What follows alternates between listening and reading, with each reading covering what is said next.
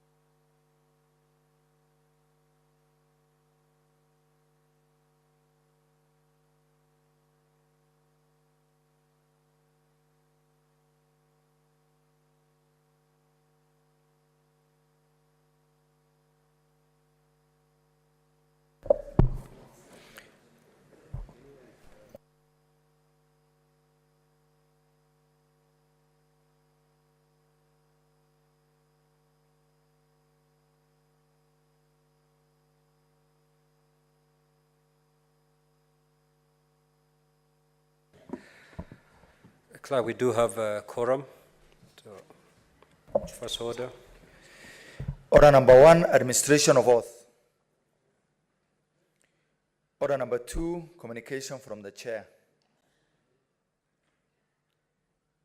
Order number 3, messages. Order number 4, petitions. Order number 5, papers. Majority.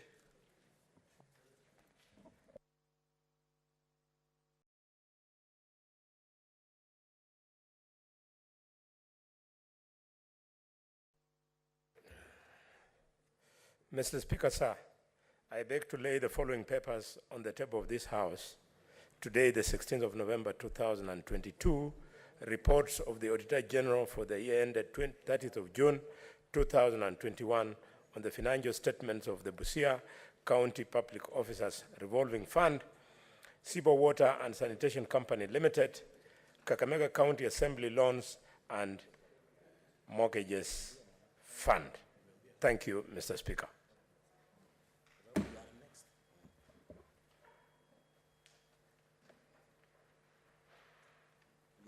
Next order. Order number 6, notices of motion.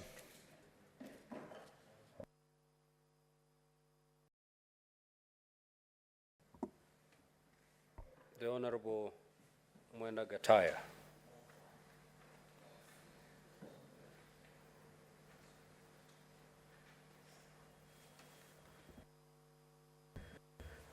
Thank you, Honorable Speaker. I wish to give a notice of motion for the state of food security in Kenya.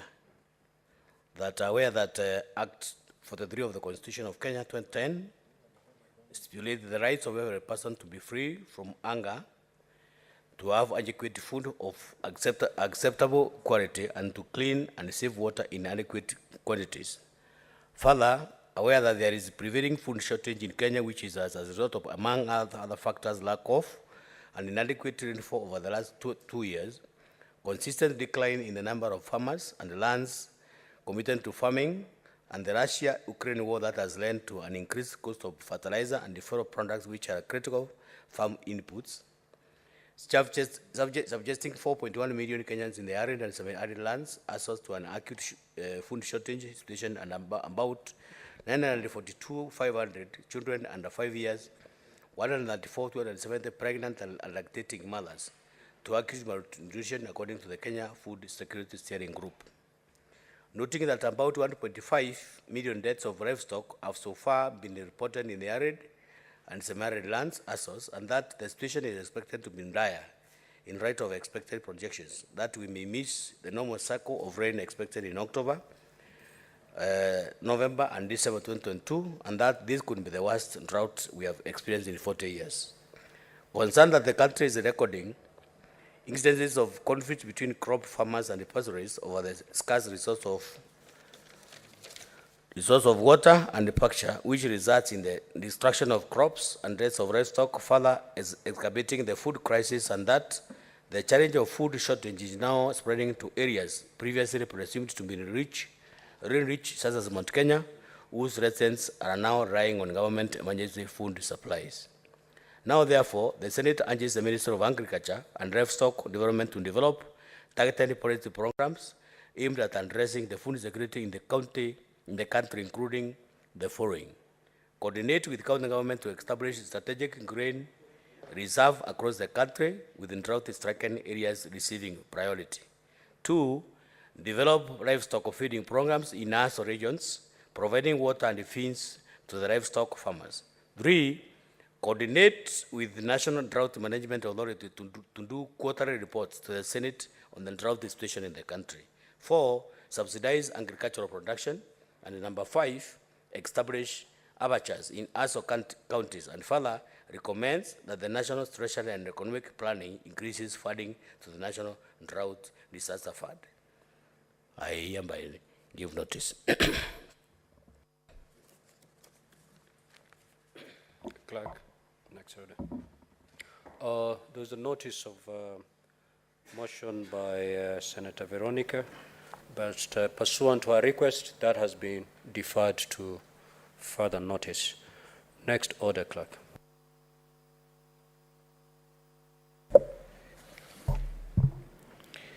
Order number 7, statements. Honorable Chirange.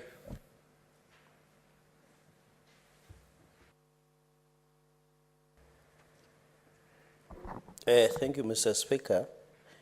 The statement of an issue of general topical concern on the superb performance by our athletes in the New York Marathon by the name Amos Chebet, Amos Evans Chebet, and Sharon Lokedi at 2022 New York Marathon, which happened a few weeks ago.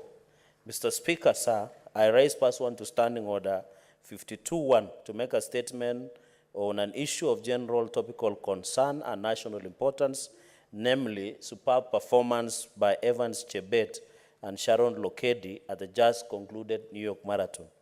Mr. Speaker, sir, Evans Chebet won the men's title at the New York Marathon held on 6 November 2022 by clocking 2 hours, 8 minutes and 41 seconds. Chebet won his first international race at Buenos Aires Marathon, that is in Argentina, in a time of 2 hours, 5 minutes. Then in March 2020, he won the Lake Biwa Marathon in 2 hours, 7 minutes and 29 seconds. Later in December of the same year, Chebet set a world record when he won the 2020 Valencia Marathon in 2 hours, 3 minutes and 0 seconds. In the women's marathon, and by the way, let people not be confused, Evans Chebet is a man.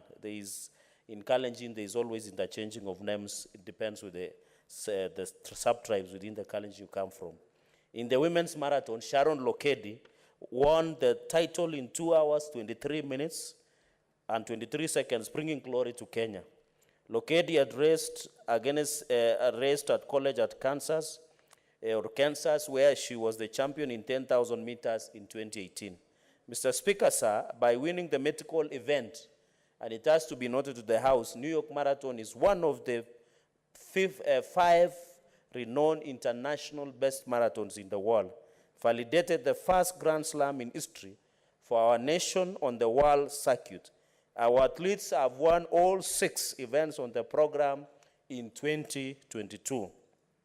Evans Chebet, who won in Boston, took 2 of them, as Eliud the renowned, or these people called Goat, the renowned legend called Eliud Kipchoge, who comes from my county, won in Tokyo 6 and Berlin in 25th September.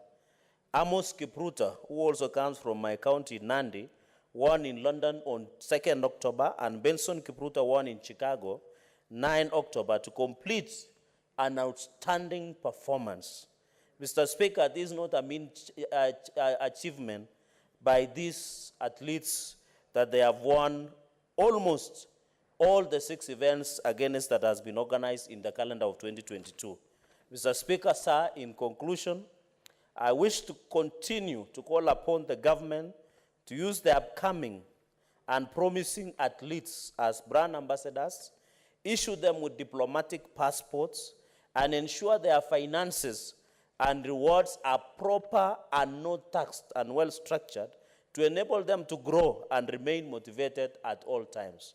Like the way they happen in Uganda, Mr. Speaker, you win, they give you a car, they build your parents a house, and they ensure they welcome you in a grand manner. And Mr. Speaker, if you are single, the Ugandan government can go ahead and provide with you a wife or a spouse or a girlfriend. On behalf of the great people of Nandi County, the source of champions where Evans Chebet trains, Eliud Kipchoge, Amos Kipruta, and other collegiate of athletes, I wish to congratulate them, Mr. Speaker, on this achievement of winning the 6 of them, and wish them well, ensuring of my commitment and the commitment of the Senate and Parliament at all times as they continue with their careers, Mr. Speaker. Even I want to, Mr. Speaker, in conclusion, to call upon, even as this issue of doping, Mr. Speaker, continues to rear its ugly head, the solution in handling issue of doping, Mr. Speaker, in conclusion, is not only banning the athletes. We must go, Mr. Speaker, for the medics suspending their licenses. Senator, are you debating your own statement? I'm concluding, my concluding remarks. I'm not debating, just concluding. Mr. Speaker, it is not fair to only ban the athletes only, the people who are involved in these issues of banning, like the medical doctors who participate, the nurses, their licenses must be withdrawn. The hospitals and pharmacies that participate in doping must be suspended or closed. And Mr. Speaker, the DCI and DPP must even arrest coaches and team managers and train camp owners who aid and abet some of these and ensuring that our athletes are banned. And Mr. Speaker, we are not careful, we might go the Russian way where the athletics and Russia as a country has been banned from participating. Mr. Speaker, with those many remarks, I thank you and thank you for this indulgence. Honorable Senator Kinyu.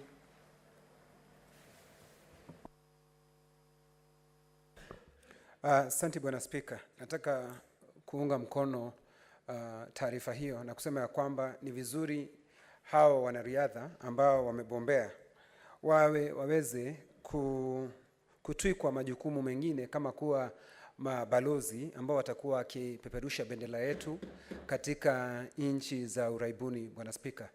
Na ni jambo la kuvunja moyo sana, na kwa sababu huwa tunawapongeza wakati huu, lakini baadaye katika maisha yao unapata wanaishi katika hali ya uchochole, Bwana Spika. Kwa hivyo ni vizuri hata baada ya wao kufanya vizuri waweze kupelekwa katika shule ambazo wafunzwe jinsi ya kutumia zile hela zao ambazo zitatumika wakati wao wa usoni, baada ya wao kuwa hawezi kukimbia, hawezi kujumuika katika biashara zingine. Bwana Spika, ni vizuri vile ambavyo tumeweza kuwapongeza wakati huu, si kukumbuka tu wakati ambapo wamekumbwa na shida. Kwa hivyo Bwana Spika, nataka kuunga mkono vile ambavyo Mheshimiwa Senator rafiki yangu kutoka Nandi Charalgei alivyosema ya kwamba serikali ichukue majukumu tuweze kutumia hawa wanariadha wawe mabalozi, waweze kuwakilisha Kenya yetu katika sehemu ambazo natembelea. Nashukuru Bwana Spika kunipa fursa hii na asante. Senator Mariam Omar.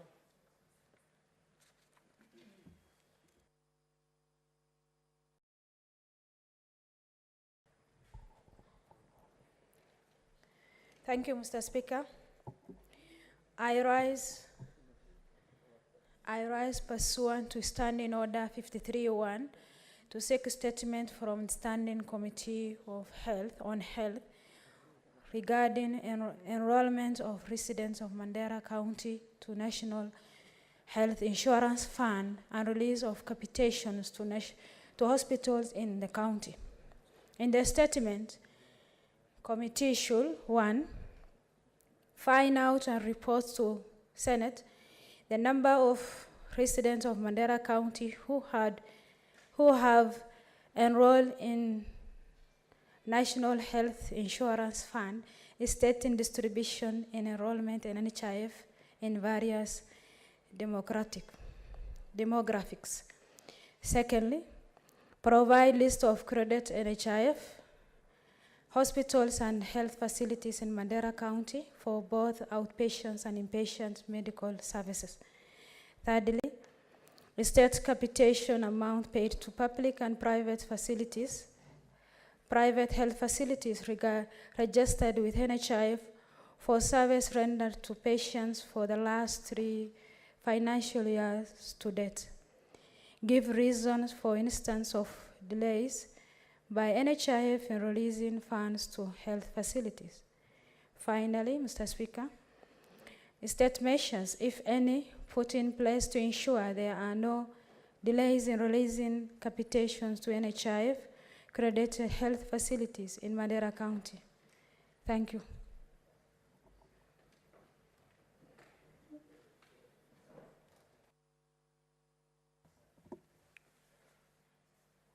Clerk, this is a technical hitch. I cannot see any of the senators would wish maybe to. So how do we get to know?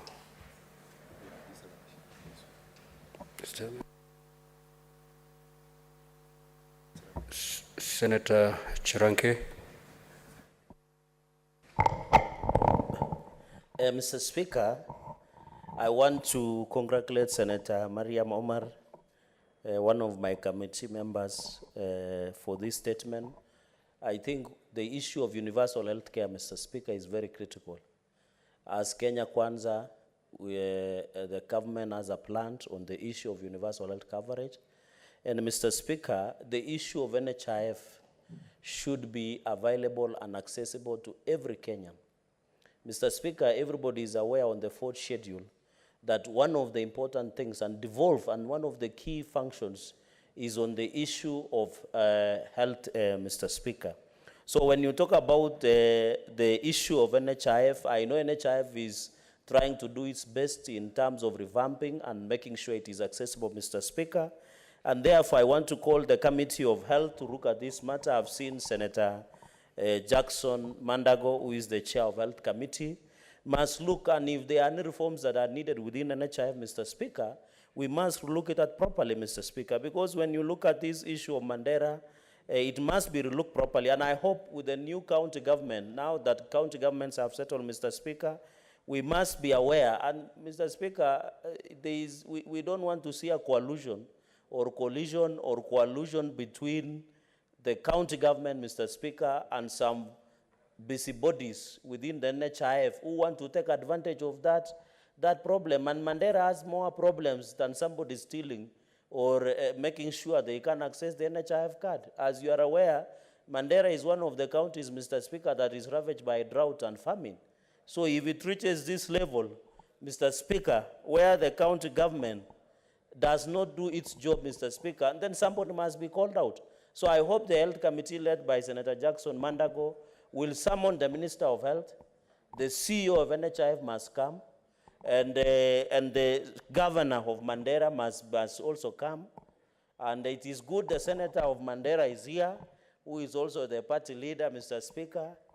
The senator must also be there, Mr. Speaker, to look at this issue so that we have a closure on this matter, Mr. Speaker. And I think neighbors like Senator Dulo from Isiolo and all of us can be invited as a committee of the whole, Mr. Speaker, because NHIF is a national issue. So I want to thank Senator Omar for bringing this issue to the fore, Mr. Speaker, and call upon NHIF, even as we look at this in conclusion, Mr. Speaker.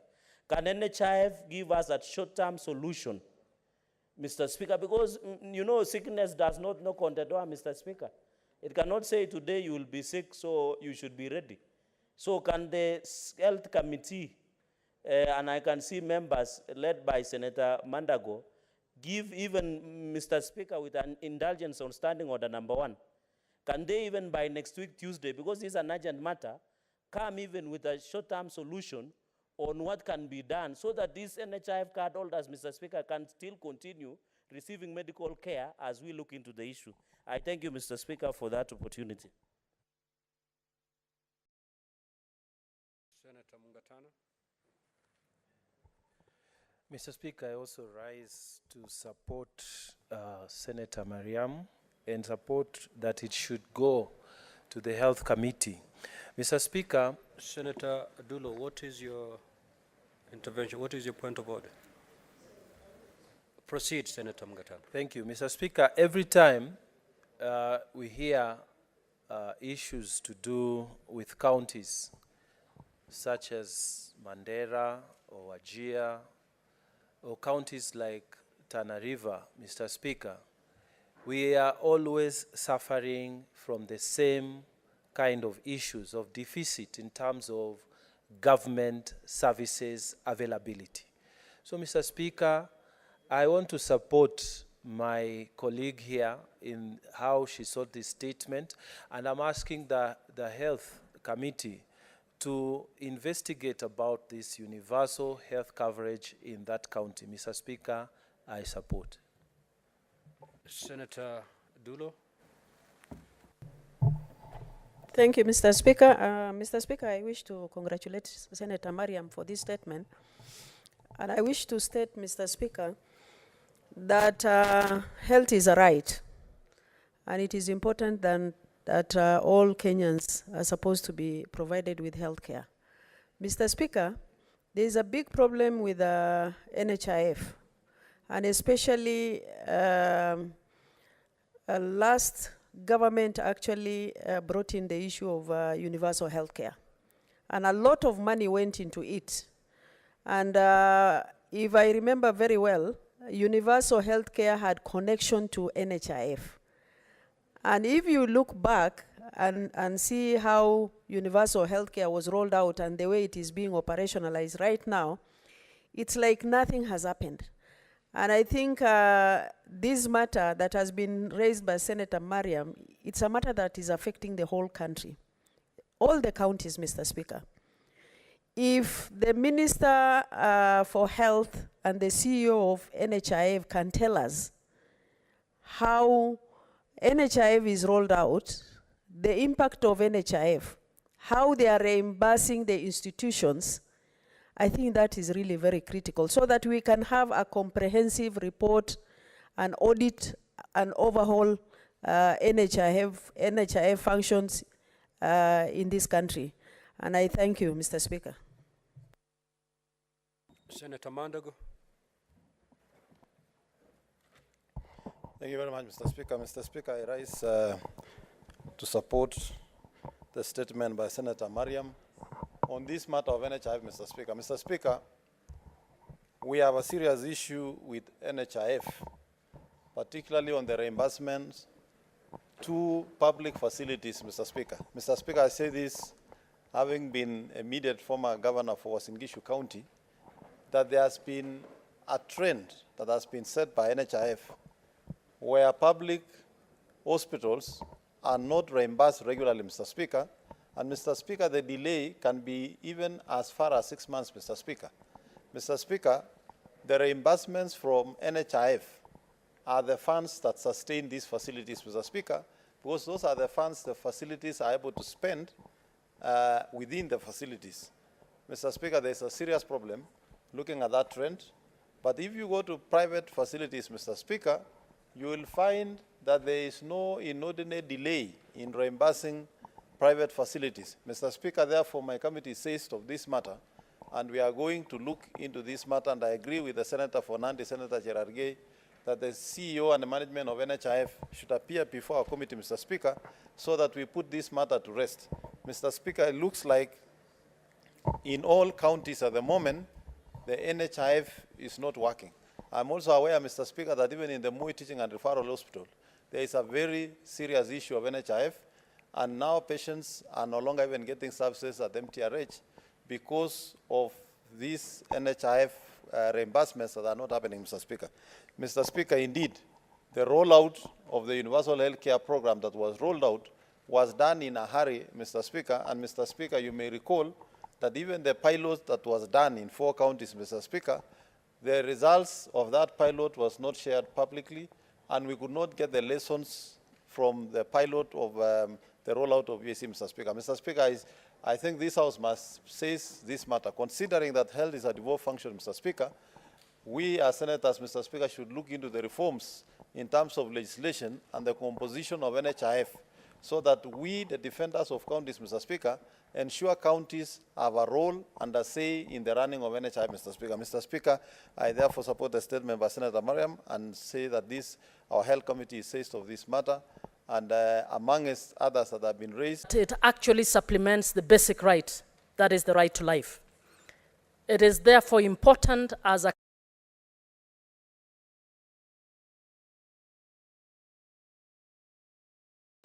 Mr. Speaker, we have been talking about universal health care. Election after election, we see manifestos promising to deliver on universal health care. But when implementation comes, you see governments picking something like maternal health alone and calling that their way of implementing universal health care.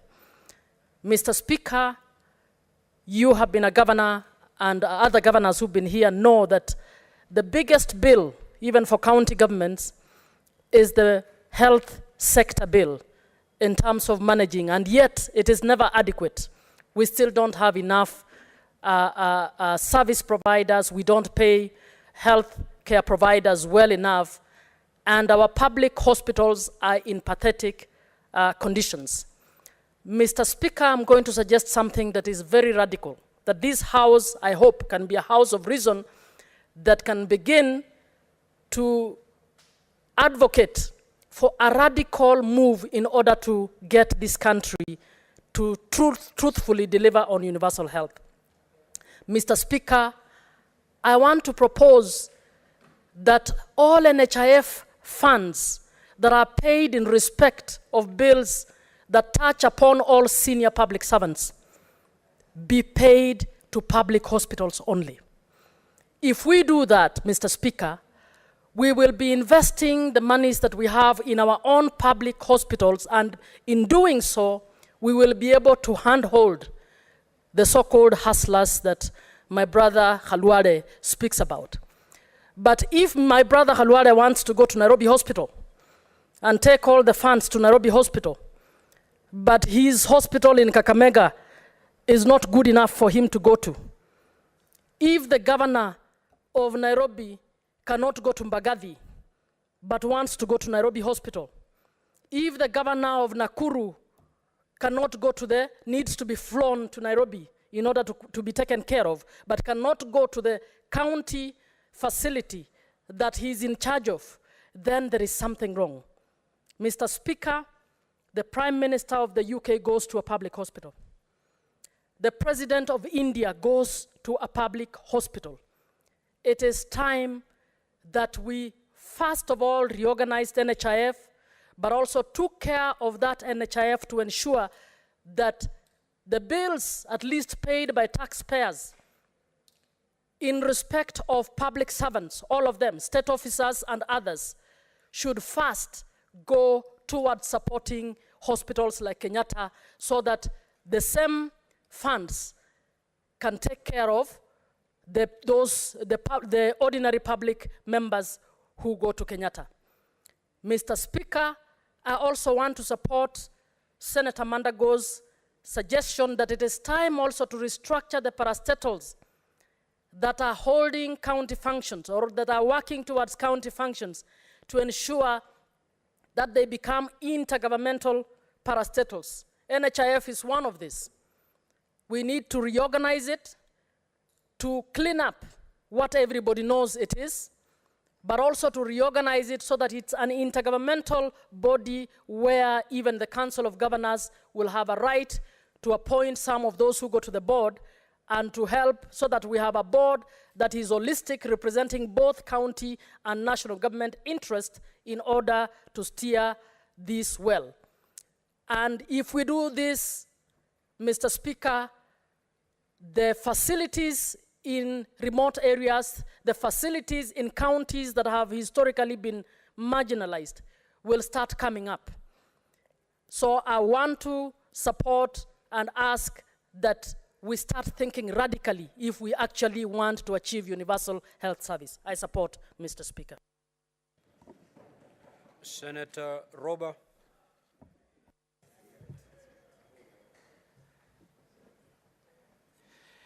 Thank you very much, Mr. Speaker. I rise to support the statement shared by Senator Mariam and expounded on by Senator Muma and Senator Mandago and Cherargei. I want to share this as counties strive to improve service quality. Over the 10 years that we've had devolution, health sector has tremendously improved. And I'm talking from experience in terms of where we were in Mandera and where we are right now, and in terms of health sector improvement. NSSF can really support that improvement by making sure they prudently reimburse clients that go to government hospitals, because county governments are striving, and I'm aware that county governments are in the face of establishing amenity wards, where people will be able to pay nominal fees and be able to get the same services that they're able to get from private hospitals.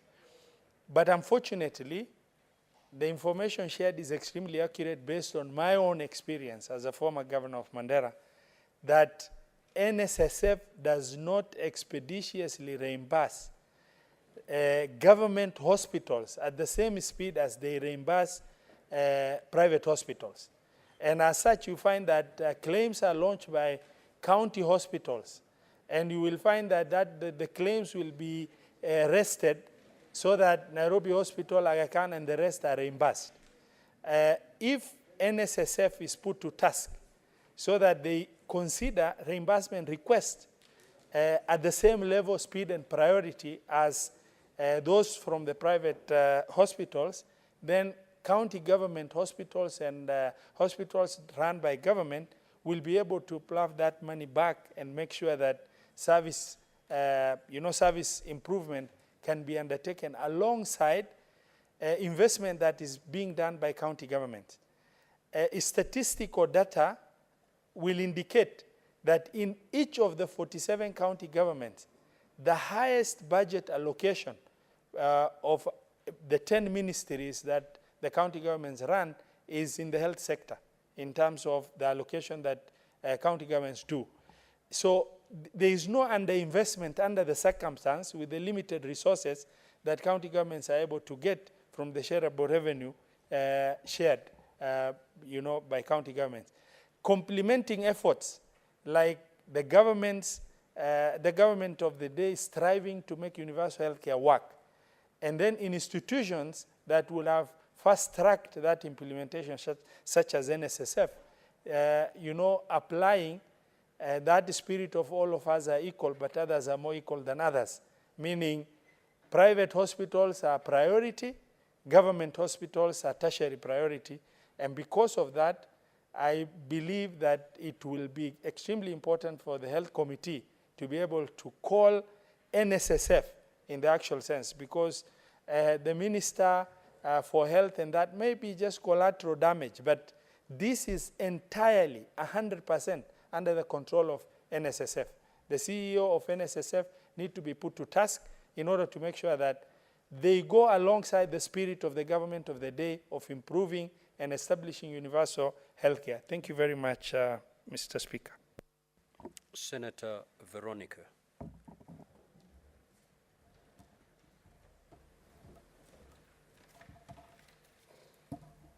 Mr. Speaker, sir, the right to health is guaranteed under Article 43 of the Constitution. The fact that this right is guaranteed under this article means that it's an important right under the Bill of Rights, the socio-economic rights. Mr. Speaker, sir, as I rise to support the statement by Senator Mariam, it is sad that an institution like NHIF would be causing public health institutions to be driven to their knees in terms of not having resources to render quality health care. So my proposition, Mr. Speaker, sir, just in as much as the contribution towards the NHIF is done in a timely manner every month and submitted to the NHIF, Mr. Speaker, sir, this House must, number one, take up the challenge to ensure that every regulation and every rule binds NHIF to make sure all the bills are rendered within a certain time frame, and to ensure, Mr. Speaker, sir, that these bills that are being raised by public institutions, which have a direct impact to the quality of healthcare that is being rendered to Kenyan, Mr. Speaker, sir, is not impacted by the delay that is being caused by NHIF in meeting its needs, Mr. Speaker, sir. So I support the statement by the Senator, very wise statement from the Senator, that time has come for NHIF to drop the bad culture of failing to support their service by making sure that they pay up whatever needs to be paid up to the institutions which are public in nature. In fact, Mr. Speaker, sir, it should be treated as impunity if NHIF can pay the private hospitals in good time and fail to pay the public hospitals in the same period of time. Mr. Speaker, sir, their service charter must treat every institution equally and must be able to meet the conditions of those institutions in the manner in which it will deliver quality health care to all Kenyans. Mr. Speaker, sir, before I sit, let me note that if a Kenyan has an accident on Mombasa Road, the first hospital of intervention is most likely to be a public institution. It's a public hospital. It is not going to be a private hospital.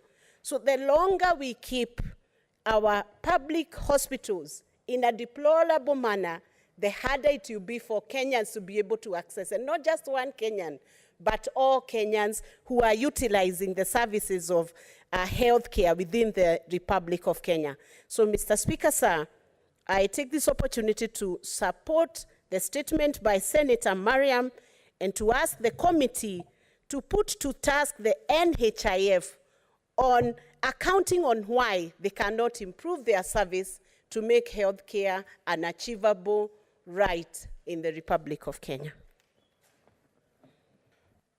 This statement is referred to the relevant committee for consideration. Senator James Kamau.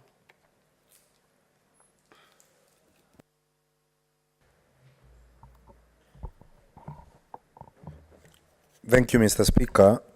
Mr. Speaker, I have several statements that I request to ask for. If you allow, I can go through them in consecutively. Mr. Speaker, sir, I rise pursuant to Standing Order 53-1 to seek a statement from the Standing Committee on National Security, Defense and Foreign Relations on the skewed distribution of relief food in Kirinyaga County.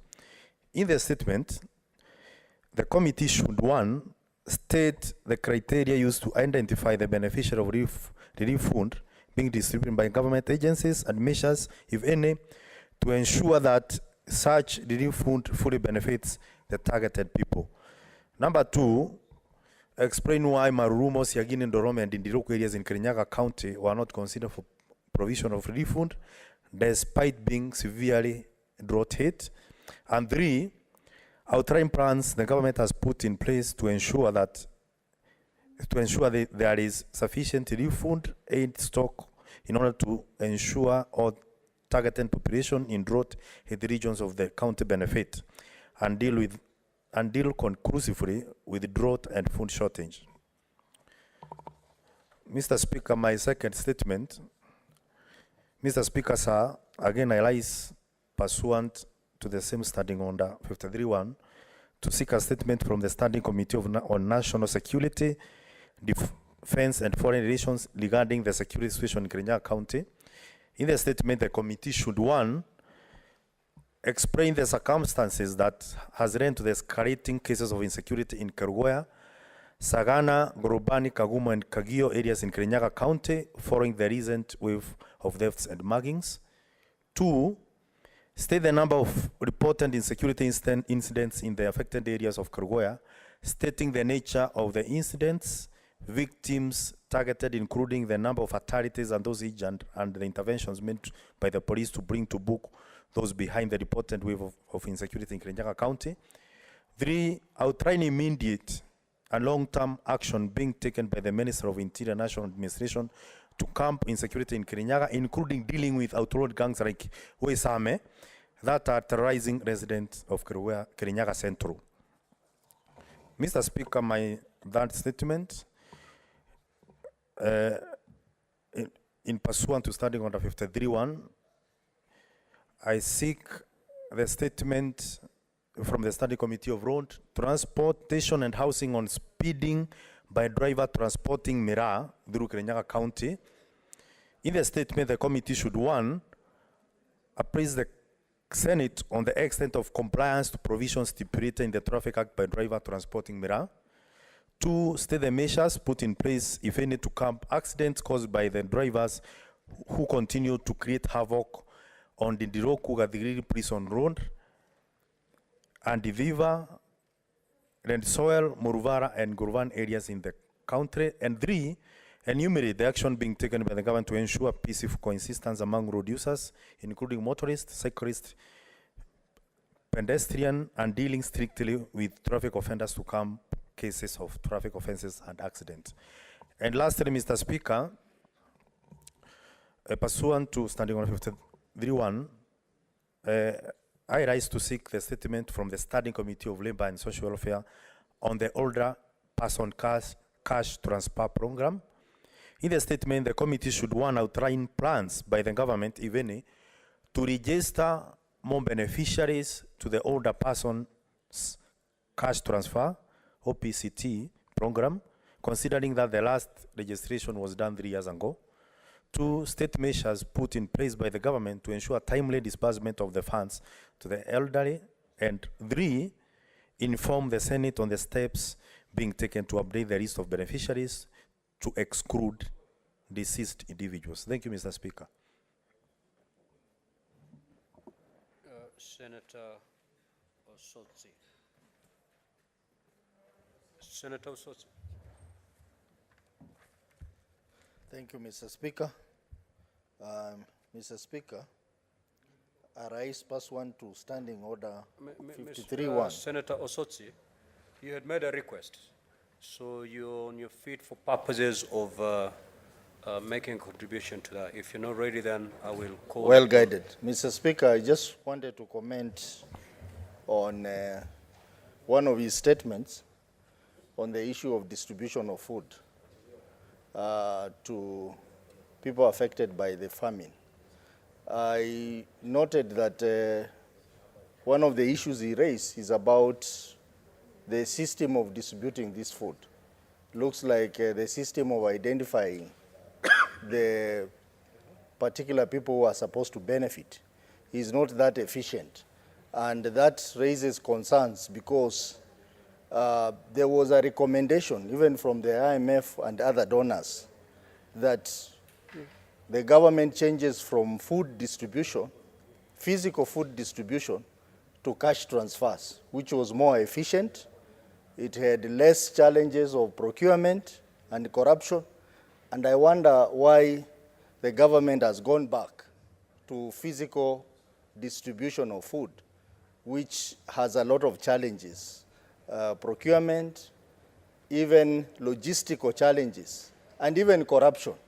So I think it's an important issue that Senator for Kirinyaga has come up with, and I ask the relevant committee to quickly move in and request for sufficient information from the relevant ministry so that we don't expose ourselves to corruption that is likely to arise as a result of this crisis, disaster that we have. So I commend the senator for bringing this to the House, and I ask the committee to quickly do a report to this House on this matter so that we can save this country a lot of money, which is likely to get lost as a result of corrupt practices by some public officers. Thank you, Mr. Speaker. Senator Chiranke. Mr. Speaker, thank you for giving me this opportunity.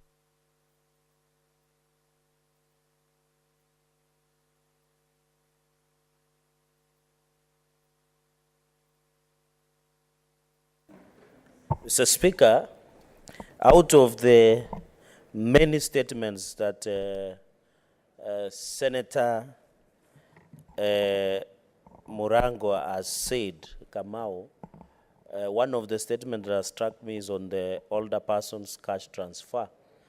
Mr. Speaker, I want to commend and congratulate Senator Kamau that is learning very fast and becoming very industrious. Secondly, Mr. Speaker, it is very unfortunate, Mr. Speaker, because all of us at some point, we shall get old. The government to take care of us at some point in life, except when you are a pensioner. Mr. Speaker, it is very sad that registration of older persons in terms of cash transfer, Mr. Speaker, and I asked this question during the last session of Senate before we adjourned for elections, that it is done 3 years. It should be done even monthly, because people grow old. It does not mean that it is only after 3 years that people retire and get the age that is required. And in fact, Mr. Speaker, looking at the life expectancy, we should in fact lower the age of registering under the older persons cash transfer program, even bringing at 60 years, Mr. Speaker. Mr. Speaker, even the Bible talks about 70 to 80 years, 60 to 70 years, or 70 to 80. How do you register somebody who is from 70 and above? The retirement age of any person is 60 years, Mr. Speaker, and therefore, in fact, it should be lowered to be 55 to 60 years. Number 3, Mr. Speaker, these are old men. Mr. Speaker, when you go to towns in Kapsabet, in Eldoret, in Vihiga, in Kilifi, you find wazee from all those small villages boarded a matatu all the way to towns. Mr. Speaker, they are old, they can't cross the road, they are illiterate, they are in poor health, Mr. Speaker. You go and allow them sit on the verandas to be taken advantage by the vagabonds at the cities and centers, Mr. Speaker. The Ministry of Treasury and Ministry of Labor and Social Welfare must be creative enough, Mr. Speaker, to ensure that even if they should send, in fact, the M-Pesa, Mr. Speaker, to those wazee wherever they are in the village at their convenience, so that they don't need to travel using matatus. They are sick. Some of them do not have a support system, Mr. Speaker.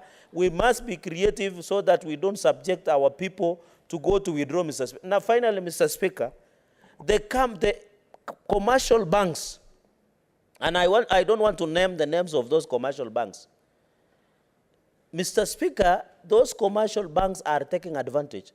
And for example, Mr. Speaker, without naming these commercial banks, why would you give a certain commercial bank that does not have even their agent up to the lowest, some small center somewhere in, for example, Chepterwai Center, somewhere in Masab sub-county, Mr. Speaker, or somewhere in Mombo, a farthest corner, somewhere in Tindret sub-county. Yet you give a bank, Mr. Speaker, that even do not have even 1 or 2 branches in Kapsabet town, which is the sub-county headquarters or the county headquarters of Nandi County, Mr. Speaker, or somewhere in Kilifi. Mr. Speaker, the Ministry of Labor and Social Welfare, let us either use M-Pesa. I know some people might complain that they are being blacklisted through CRB, Mr. Speaker, there is an amnesty from the government up to early next year. And in fact, mercy, Mr. Speaker, that is only given once in a lifetime has been given to the CRB listing holders, Mr. Speaker. So, Mr. Speaker, I want to urge that our elder people, Mr. Speaker, have served this nation. Let us treat them with dignity that it serves by ensuring that there is transparency, Mr. Speaker, and accountability, Mr. Speaker. And finally, when this committee appears, the PS in charge and the minister, Mr. Speaker, must tell us for the last 3 years, Mr. Speaker, for the last 3 years, they must tell us how much have they dispensed to how many elderly people in this republic, who are they, the ID number, Mr. Speaker, because we are being told, Mr. Speaker, in the last era of Uhuru Kenyatta, last 3 months he used 50 billion that no one can account for.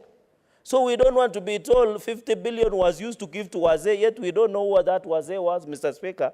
And maybe they were being used by Azimio campaigns, Mr. Speaker. So that issue must be handled with properly, because we cannot operate the transition of a government, Mr. Speaker.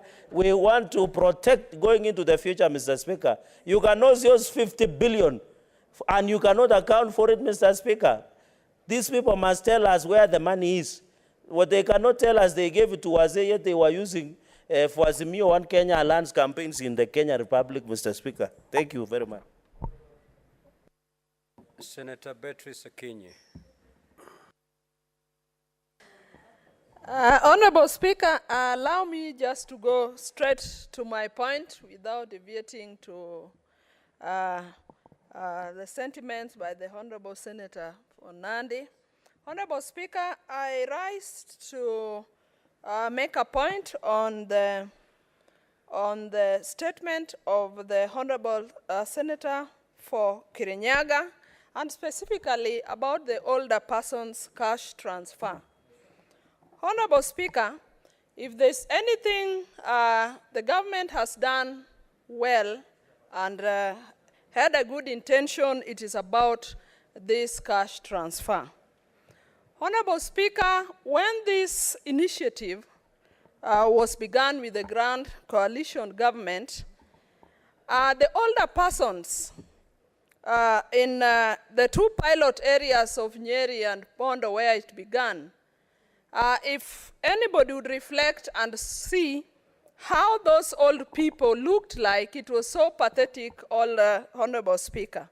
But as soon as this fund was disbursed, and with the time, Honorable Speaker, you saw the honor and you saw the dignity of these older persons that were receiving these funds.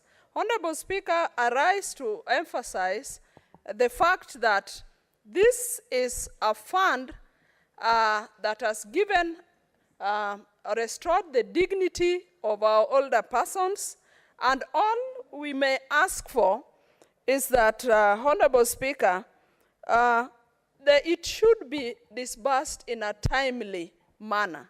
Honorable Speaker, these funds are used for the upkeep of these older persons.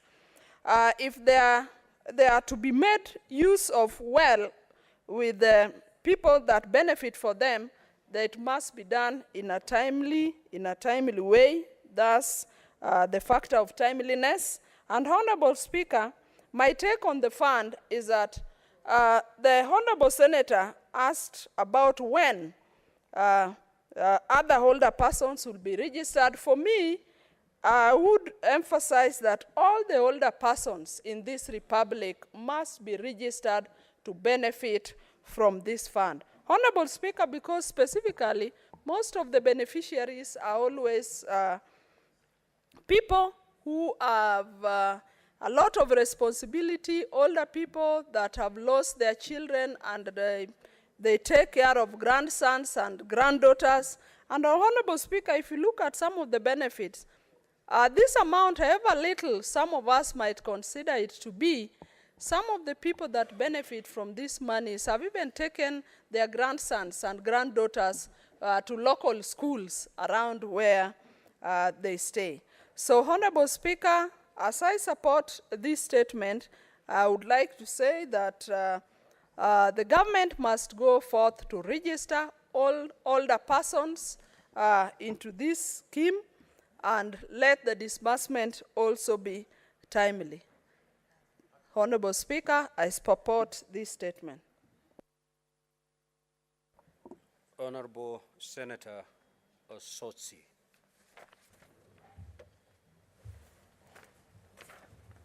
Thank you, Mr. Speaker. Mr. Speaker, I want to request for a statement on the effects of government austerity measures on the hotel industry. Mr. Speaker, sir, I rise to pursuant to Standing Order 53-1 to seek a statement from the Standing Committee on Trade, Industrialization, and Tourism regarding the effects of government austerity measures have on the hotel industry. In the statement, the committee should, 1, state the measures, if any, that the government is taking to help the hotel industry to recover from the effects of COVID-19 pandemic due to low volumes of international booking that has led to closures of several hotels: Intercontinental Hotel, Laiko Hotel, Radisson Blu, and now the imminent closure of the historic Hilton Hotel. 2, explain what informed the recent presidential directive to shove off 300 billion shillings from the current financial budget by, among other measures, discontinuing trainings, conferences, and other events by government ministries and agencies in hotels, which will exacerbate the already difficult operating environment for hotels. 3, table the assessment report done by the Ministry of Tourism, Wildlife and Heritage on how the proposed austerity measures would affect the hotel industry and indicate the measures being taken to alleviate the negative effects caused to complementary industries such as transport, aviation, and agriculture that depend on the hotel industry. 4, state whether the relevant industry stakeholders, such as the Kenya Association of Hotel Keepers and Caterers, were involved in the decision to impose austerity measures, and clarify whether donor-sponsored events in facilities, hotel facilities, will also be affected by this directive. 5, outline any additional policies the government is implementing to seal budget cuts in government and actions put in place, if any, to ensure that funds are not lost through corruption and tax evasion, which necessitates drastic and punitive austerity measures. And lastly, number 6, table a detailed status report on the successes or failure of such past austerity measures by the past government. Thank you, Mr. Speaker.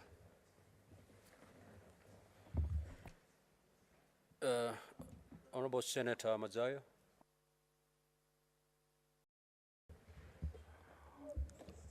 Thank you, Mr. Speaker. Mr. Speaker, first and foremost, I would like to congratulate my colleague for bringing this statement. Secondly, Mr. Speaker, it is not only in the hotels as stated, like the imminent closure now of Hilton Hotel. Hilton Hotel, as far as we are concerned, is an iconic hotel. It's among the first hotels we have had in this country. And it's going to be very unfortunate if the government will allow it to sink, knowing very well the efforts we have made to ensure that we rescue Kenya Airways. Mr. Speaker, it is also it's also important to note that in Kilifi, if there's any place that has been badly affected by this mismanagement of the tourism industry, then Kilifi is one of the areas that has been hard hit. We have hotels like, iconic hotels like Lawford's Hotel, There are hotels like the Whispering Palms. We have the Angels Bay.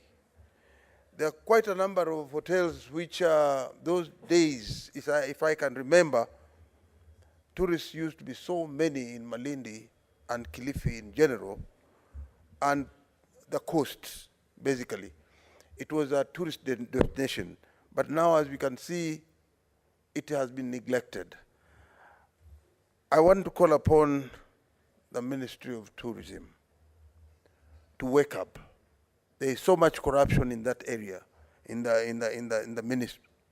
And if at all we can, the government can put a lot of concentration on how we can rescue or how we can bring back tourism in this country, then it will go a long way to help or alleviate in creation of jobs, job opportunities, in creation of quite a number of infrastructure in certain areas, and opportunities for everyone. I thank you, Mr. Speaker.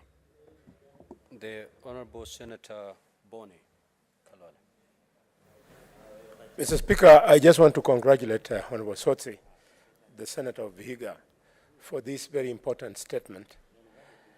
For a long time, agriculture was a main forex exchange earner for this country. And because not too much thought has been put into it, this iconic status has now been lost, and it is being lost to unpredictable products like the inflow of funds from Kenyans living in the diaspora. Mr. Speaker, we need to take it even more aggressively so that over and above reviving tourism as it has been, we should cause tourists to come to Kenya for other reasons other than the big five in our wildlife and our sandy beaches at the coast. Mr. Speaker, if you come to the western part of Kenya, the tourist potential is massive, but it is not marketed as an alternative to the big five. Mr. Speaker, in Western, starting from Lake Victoria, the Kitmigai, going to the Vihiga stones, going to the Kakamega forest, going to Elesi stone, the crying stone of Africa. Mr. Speaker, all the way to the rich culture of Isukuti and bullfighting. There are things that can bring in billions of dollars on a weekly basis, and the product is not being developed. And as if it is not enough, you can see the hotels have collapsed. It is very sad that we understand even a hotel like the Hotel of Homa Bay, the hotel like Golf Hotel, they're all going under simply because of people not being aggressive enough. I therefore support and hope that this House will take it more aggressively than just taking it as a statement from a distinguished senator. Thank you, Mr. Speaker, sir. Senator Eddy.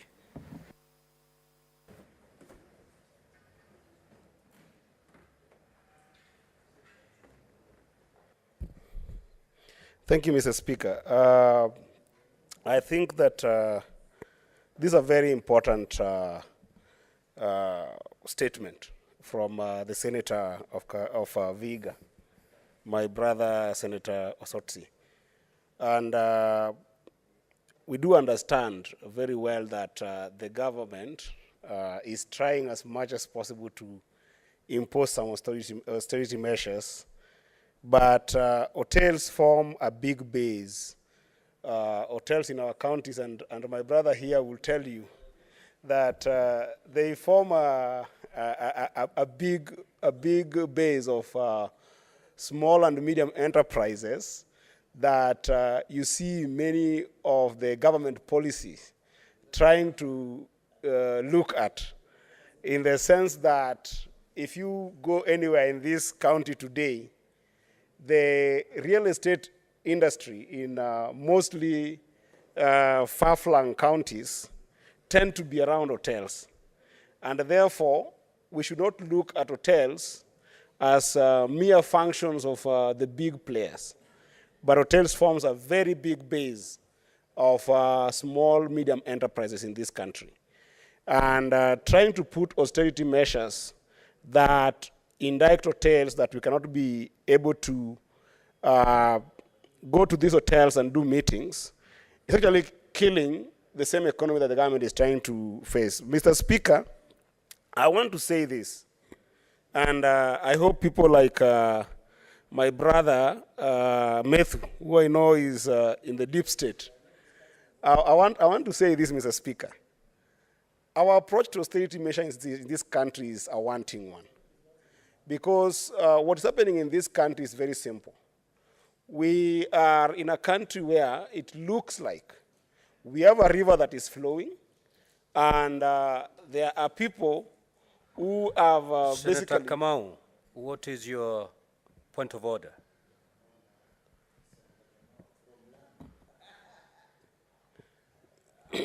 Okay, proceed, Senator. Sorry about that, Mr. Speaker. So we do have an economy that works like this. It's like a river where we've got resources flowing downstream.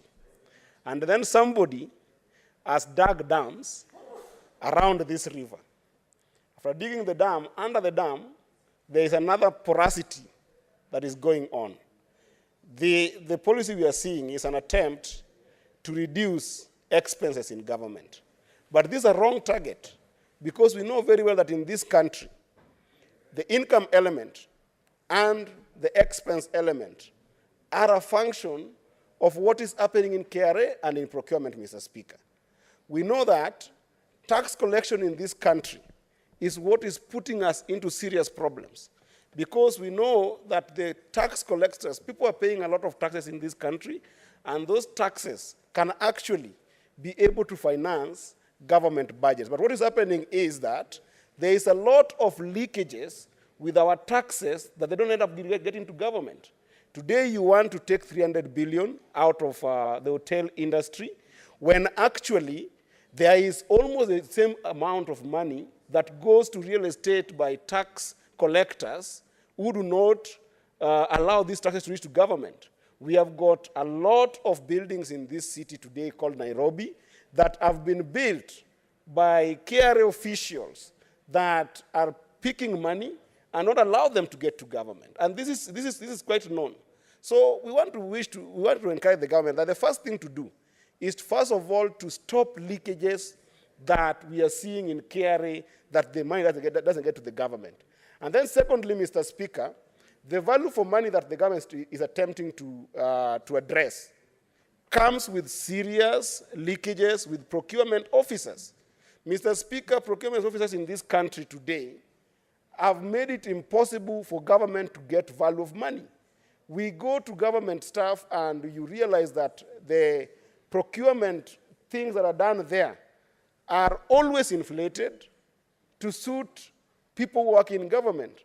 So my plea with the government is not to target the wrong areas.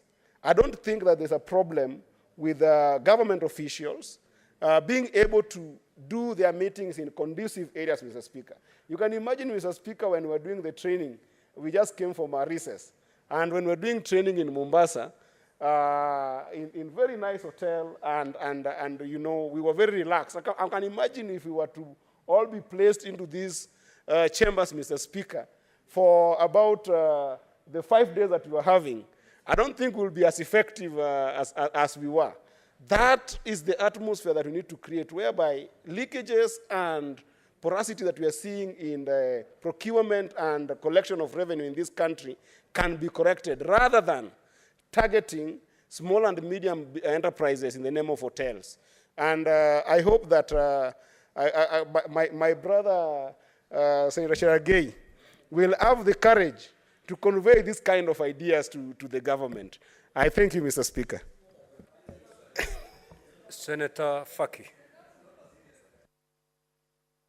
Asante Mheshimiwa Spika kwa kunipa fursa hii kuchangia maombi ya taarifa kutoka kwa Seneta Ososi. Mheshimiwa Spika, kama tunavyojua nchi yetu ilikumbwa na janga la corona, na vile vile baada ya hapo ukawa na wasiwasi juu ya uchaguzi mkuu ambao ulifanyika mnamo tarehe 9 mwezi wa 8 mwaka huu. Mheshimiwa Spika, yote hiyo iliathiri uchumi na hususan uchumi wa utalii, kwa sababu utalii unapendelea mazingira ambayo kuna utulivu na kuna usalama katika mahali ambapo watalii wanasafiri. Mheshimiwa Spika, sasa ambapo uchaguzi umekwisha na uchumi umeanza kufufuka, ndio Wakenya wengi wanapata fursa, na pia mashirika na wafanyikazi wa serikali wanapata fursa ya kwenda katika mikutano ili kuweza kujadili miradi na masuala mengine ya kuendesha serikali. Mheshimiwa Spika, hii kuzuiliwa kwa kufanyika mikutano katika mahoteli itaathiri pakubwa uchumi, na vile vile pia itaathiri biashara ya utalii, kwa sababu utalii mwingi unaofanyika sasa, Mheshimiwa Spika, ni wa mikutano, conference tourism. Ndio utapata ukienda Mombasa hivi sasa utapata hoteli kama Pride imejaa, hoteli kama White Sands imejaa, ukienda hoteli kama Serena imejaa, ukienda Naivasha pia vile vile utapata kwamba hoteli nyingi zimeweza kujaa, kwa sababu mashirika mengi na wizara za serikali zinachukua fursa hii kufanya mikutano katika hoteli zile. Kwa hiyo Mheshimiwa Spika, iwapo agizo hili litatekelezwa, ina maana kwamba zile hoteli ambazo zilikuwa zatarajia kupata mapato, kwa sababu mwaka huu wa mwaka 2022 ni kama ambao Mheshimiwa Spika umepotea. Kwanza tulikuwa tuna recover kutokana na janga la corona, baadaye kukaingia makampeni ambapo watu wengi walikuwa hawako tayari kuondoka mazingira yao majumbani kwao kwenda kutembelea mahoteli kwa sababu ya wasiwasi. Alafu sasa hii serikali imepiga marufuku mikutano katika kufanyika katika mahoteli kama hayo.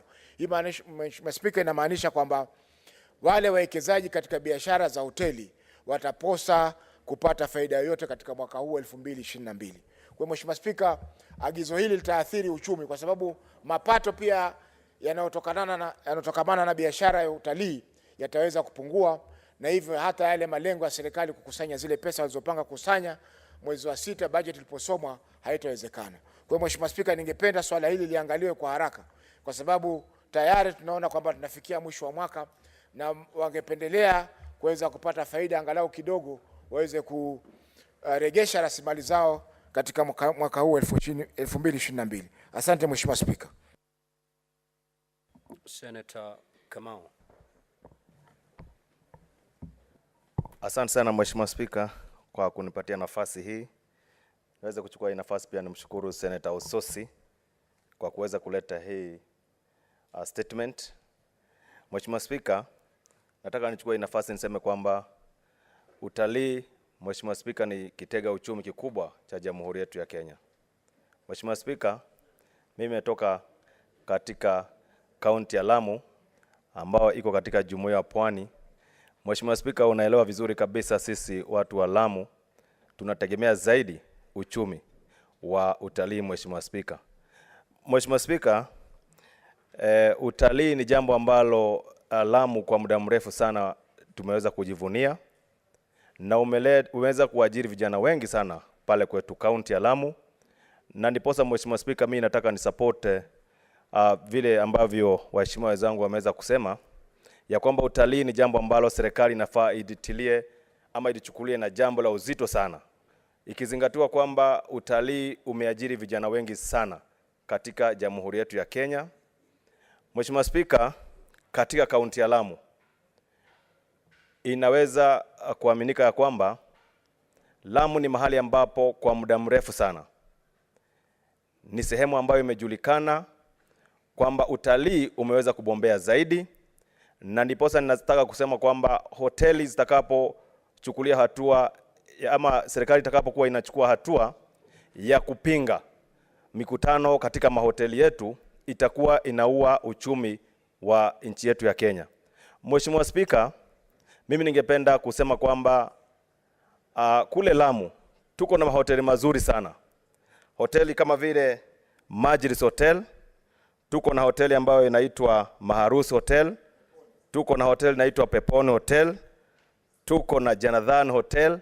Mheshimiwa, mahoteli haya yote ni mahoteli ambayo ni ya kifahari, na nataka niseme kwamba ningependa kuongea pia Mheshimiwa Spika na bunge hili la Senate, niseme kwamba huwa ninaudhika sana na nasikitika sana wakati ambapo mikutano mingi inaenda kufanyiwa Mombasa, Naivasha na Lamu. Mheshimiwa Spika, hatupati wageni kama wale wa Senate ama serikali haitumi viongozi kwenda kule kuweza kufanya mikutano.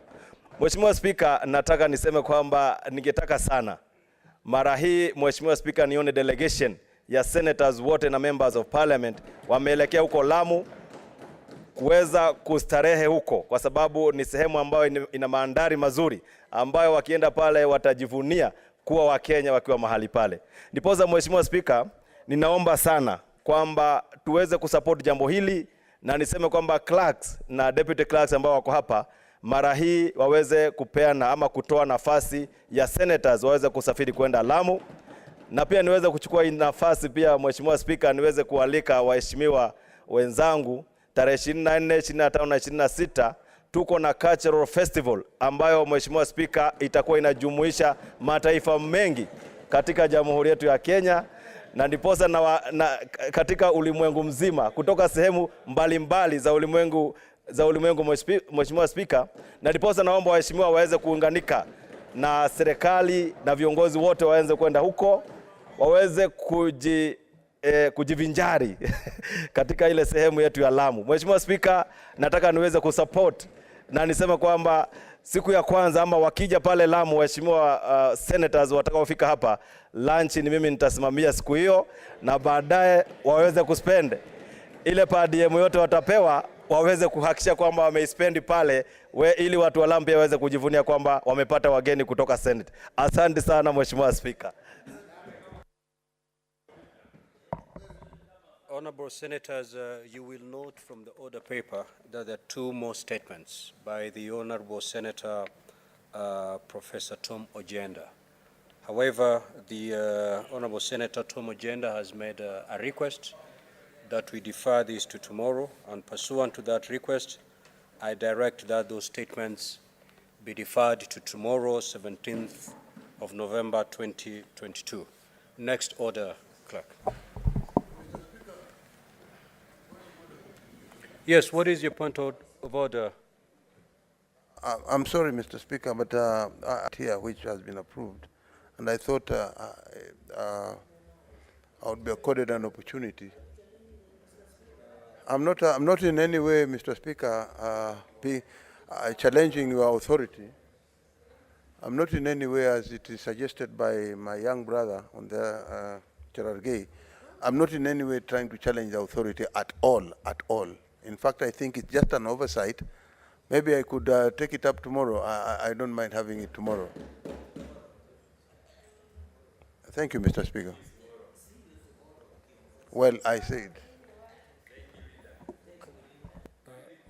The Honorable Senator for Kilifi, kindly approach the chair. Kindly.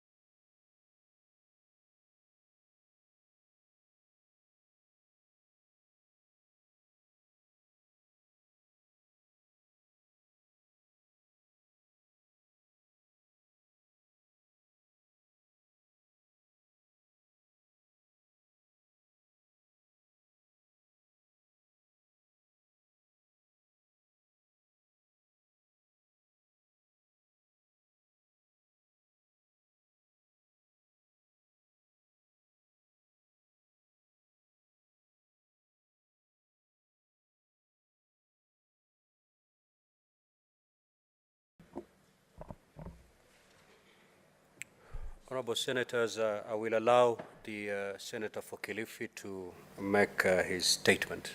Kindly proceed. Asante Bwana Speaker.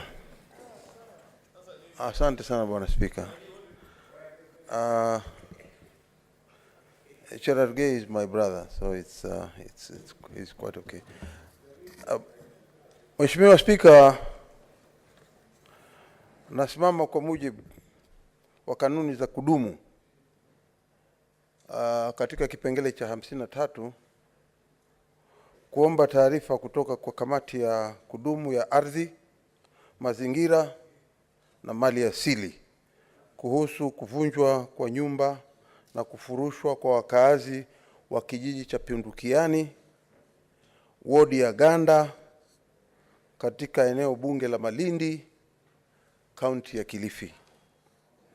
Katika taarifa hiyo, kamati hii iangazie yafuatayo.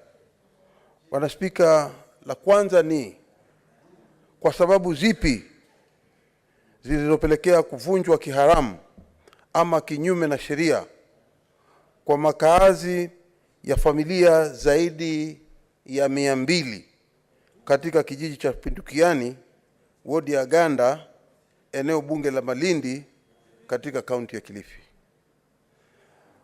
Bwana Spika, cha pili ni kwa nini ubomozi huo ulitekelezwa kinyume na agizo la Mahakama Kuu lililosimamisha ubomozi hadi kesi ya mzozo kuhusu ardhi hiyo itakapotatuliwa. Ya tatu,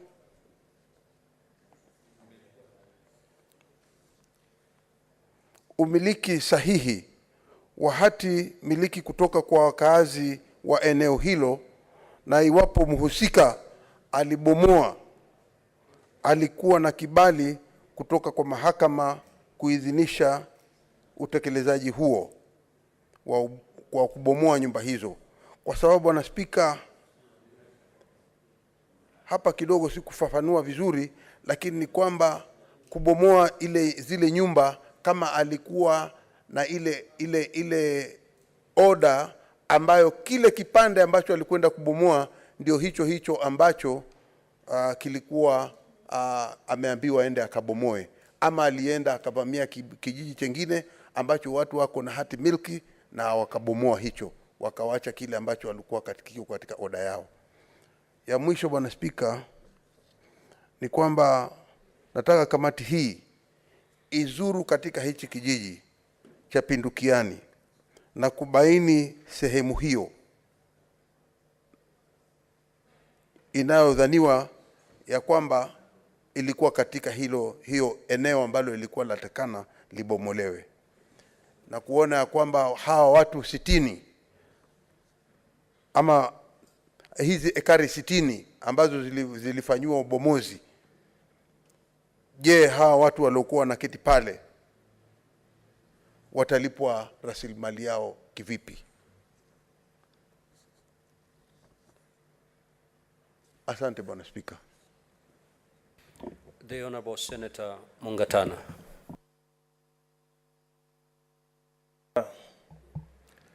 I want to stand to support the request by the Honorable Senator Stuart Madzayo. Mr. Speaker, this issue of demolitions that are coming to people who are mostly not earning a lot is a very serious issue. And if I can relate, I think in that particular case, there was no following the laid down procedure. We know, Mr. Speaker, every time an order for demolition that is coming from the court, how it is implemented, the steps are very clear. That order is not to be effected just by auctioneers. It has to be taken to the police. The police, they take it to their seniors. It has to be done in such a manner that the police are satisfied that there is no case pending before court. Mr. Speaker, auctioneers have taken advantage of people and destroyed lives and life savings of many people. Auctioneers, Mr. Speaker, and it is evident even here in Nairobi, just recently, it was all over the television stations. Auctioneers, Mr. Speaker, have really made people to suffer. And Mr. Speaker, sometimes there's no following the procedure. Sometimes even the officers in police stations are compromised. Mr. Speaker, I know of a case in Malindi where an advocate that I know very well was even threatened by arrest because he went and told the officers who are executing that order that what you are doing is an old order. There is an existing order that says there should be stopping of this demolition, until the pending case is heard. Mr. Speaker, we need to bring some order. And I pray that in this particular case, in Malindi, it would serve as a lesson. Mr. Speaker, I pray that that committee, when it goes there, all the people who are culpable of any procedural violations, appropriate actions are taken against them, Mr. Speaker. And also, there will be recommendations from that committee, Mr. Speaker, to look at the Auctioneers Act, to look at how demolitions, if it is a property that must be carried out. And Mr. Speaker, very serious consequences should follow. Not a consequence of an auctioneer demolishing a building and then you come to court and you are given a bond of 100,000 shillings to get out. And you have destroyed a livelihood like we saw the other day here in Nairobi. Mr. Speaker, it is the same even with those people who are living in small houses and in our villages. It should not happen. Not in this administration. It should not happen. Not in this new constitution. I support, Mr. Speaker. Thank you. The Honorable Senator Maruma. Nashukuru Mheshimiwa Spika kwa kunipa hii fursa ili kuchangia taarifa ambayo imetolewa na Mheshimiwa Seneta wa Kilifi, Mheshimiwa Stuart Mazayo, kuhusu shida ambayo imewakumba watu wa kijiji cha Pindukiani kule Kilifi. Mheshimiwa Spika, haya mambo ambayo ama kisa kilichowapata hawa watu wa Pindukiani si hapo peke yake, lakini Kenya nzima kumekuwa na madhila ambayo yamewakumba watu tofauti tofauti kwa sababu ya mashamba. Shida ya mashamba, Mheshimiwa Spika, imekuwa nyingi hii Kenya kwa sababu ya mabwenyenye ambao wanatumia saa zingine njia za mkato, njia za zisizo za kisheria ili kunyakua ardhi za wananchi ambao ni maskini na kuwaacha katika shida na tabu nyingi sana.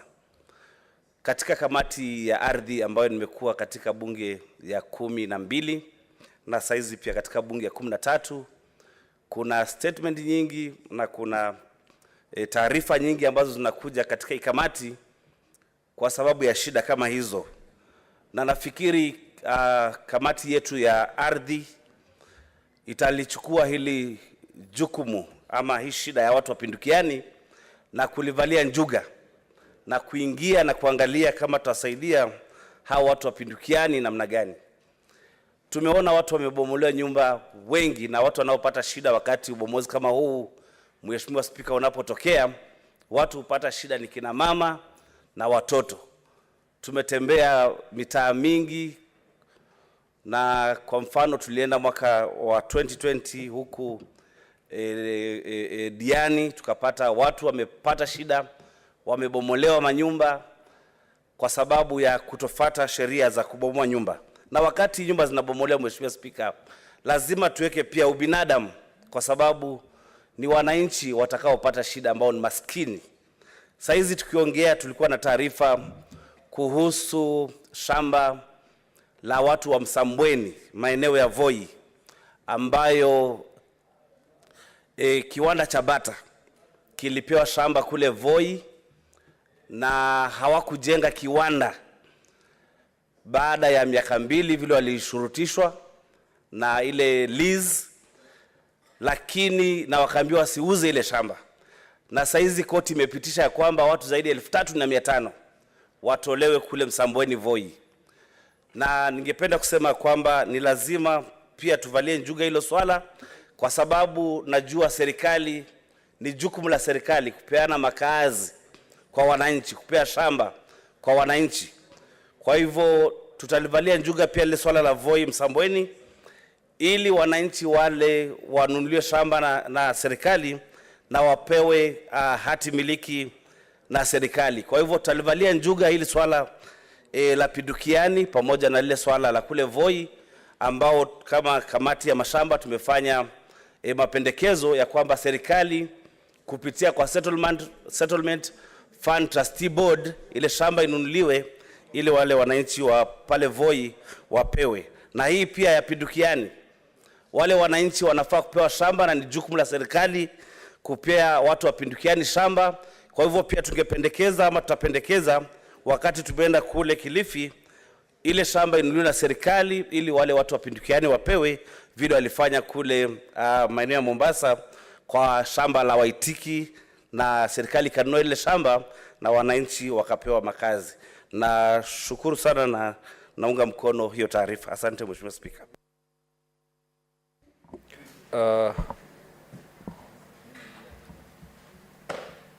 Honorable Abbas Sheikh.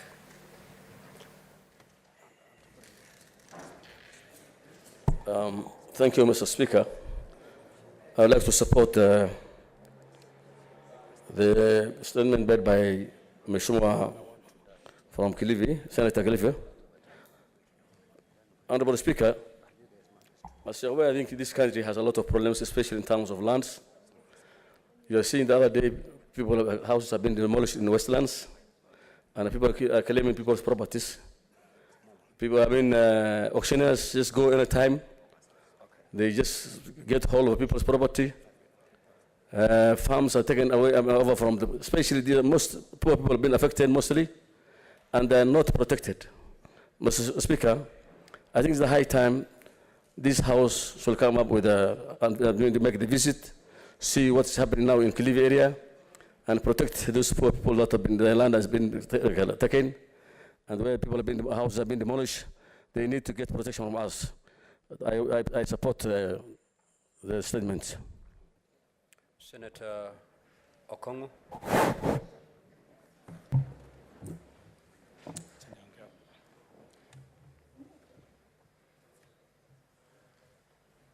Yes, Mr. Speaker, I also rise in support of the statement that has been brought to the floor by a Senator for Kilifi, Senator Stuart Mazayo.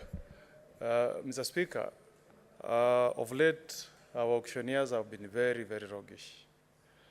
The way eviction orders are being carried out by auctioneers, it's inhuman, and there is no regard to property owned by Kenyans who are in the low cadre of income, which, Mr. Speaker, is extremely unfair, Mr. Speaker. Mr. Speaker, when I used to serve as the chair of Law Society of Kenya, we came up with a board called Auctioneers Licensing Board. And I remember as chair, I used to pick 2 representatives to sit in that board. And one of the mandate is to deal with auctioneers who behave in a very roguish manner, like the one I've heard from Senator Mazayo. And Mr. Speaker, you must have deterrence. If you don't take action against some of these auctioneers, they will repeat the same violations again tomorrow. So I really hope that when this matter is considered by this House, one of the things they will consider is to make recommendations that the Auctioneers Licensing Board should consider making recommendations on the revocation of a license for auctioneers who have no regard to respect of human rights and the property of Kenyans, Mr. Speaker. Number 2, Mr. Speaker, when we enacted the new Constitution 2010, we created a special land and environment court. And the thinking on that chapter of judiciary was that issues like evictions should ordinarily be dealt with by judges of the High Court, not magistrates' court. Though I hear that this particular order, if I heard you correctly, Stuart, Senator Mazayo, this was an order that was issued by a magistrates' court. I think we need to rethink whether there is wisdom in giving magistrates' court such expansive powers, including giving eviction, the power to give eviction orders. Because, Mr. Speaker, land is very emotive. Land is a very sensitive matter, Mr. Speaker.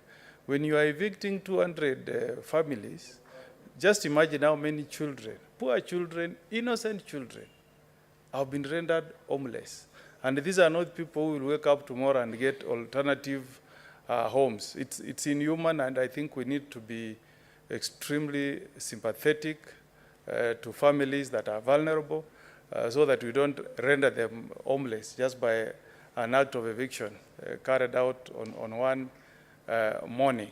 So I really hope that the committee that will look into this can also have a hearing from the registrar of the High Court, so that we look at the existing jurisdictions on magistrates' court to issue evictions, so that this kind of acts should not recur again. I'm very sympathetic. I want to say pole to the families of Kilifi, and I want to thank their Senator Mazayo, for really being proactive and for bringing this matter to the floor of the Senate.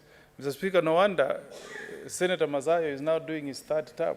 It's because of the concern he has for his people, the way he's in the forefront for fighting for his people of Kilifi, and I think this is commendable. And I plead with the House to stand with Stuart Mazayo, Senator Mazayo, and the people of Kilifi in ensuring that the affected families get justice from this House. I thank you, Madam Speaker. Thank you.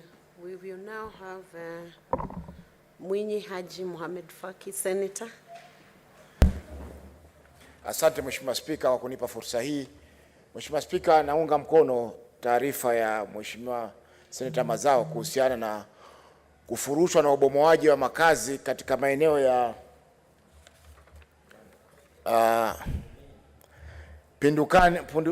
Pindukiani Ward katika kata ya Ganda, kaunti ya Kilifi. Mheshimiwa Spika, hili limekuwa donda sugu Mheshimiwa Spika. Hata mimi siku ya Ijumaa wiki iliyokwisha nilipigiwa simu ofisini kwangu mnamo saa 10:30, nikaelezwa kwamba kuna mama mzee mjane alikuwa anafurushwa kutoka kwa nyumba yake katika mtaa wa Ganjoni, constituency ya Mvita, kaunti ya Mombasa. Mheshimiwa Spika, na nilipofika hapo ikawa mambo ni kama anayozungumzia Mheshimiwa Mazayo.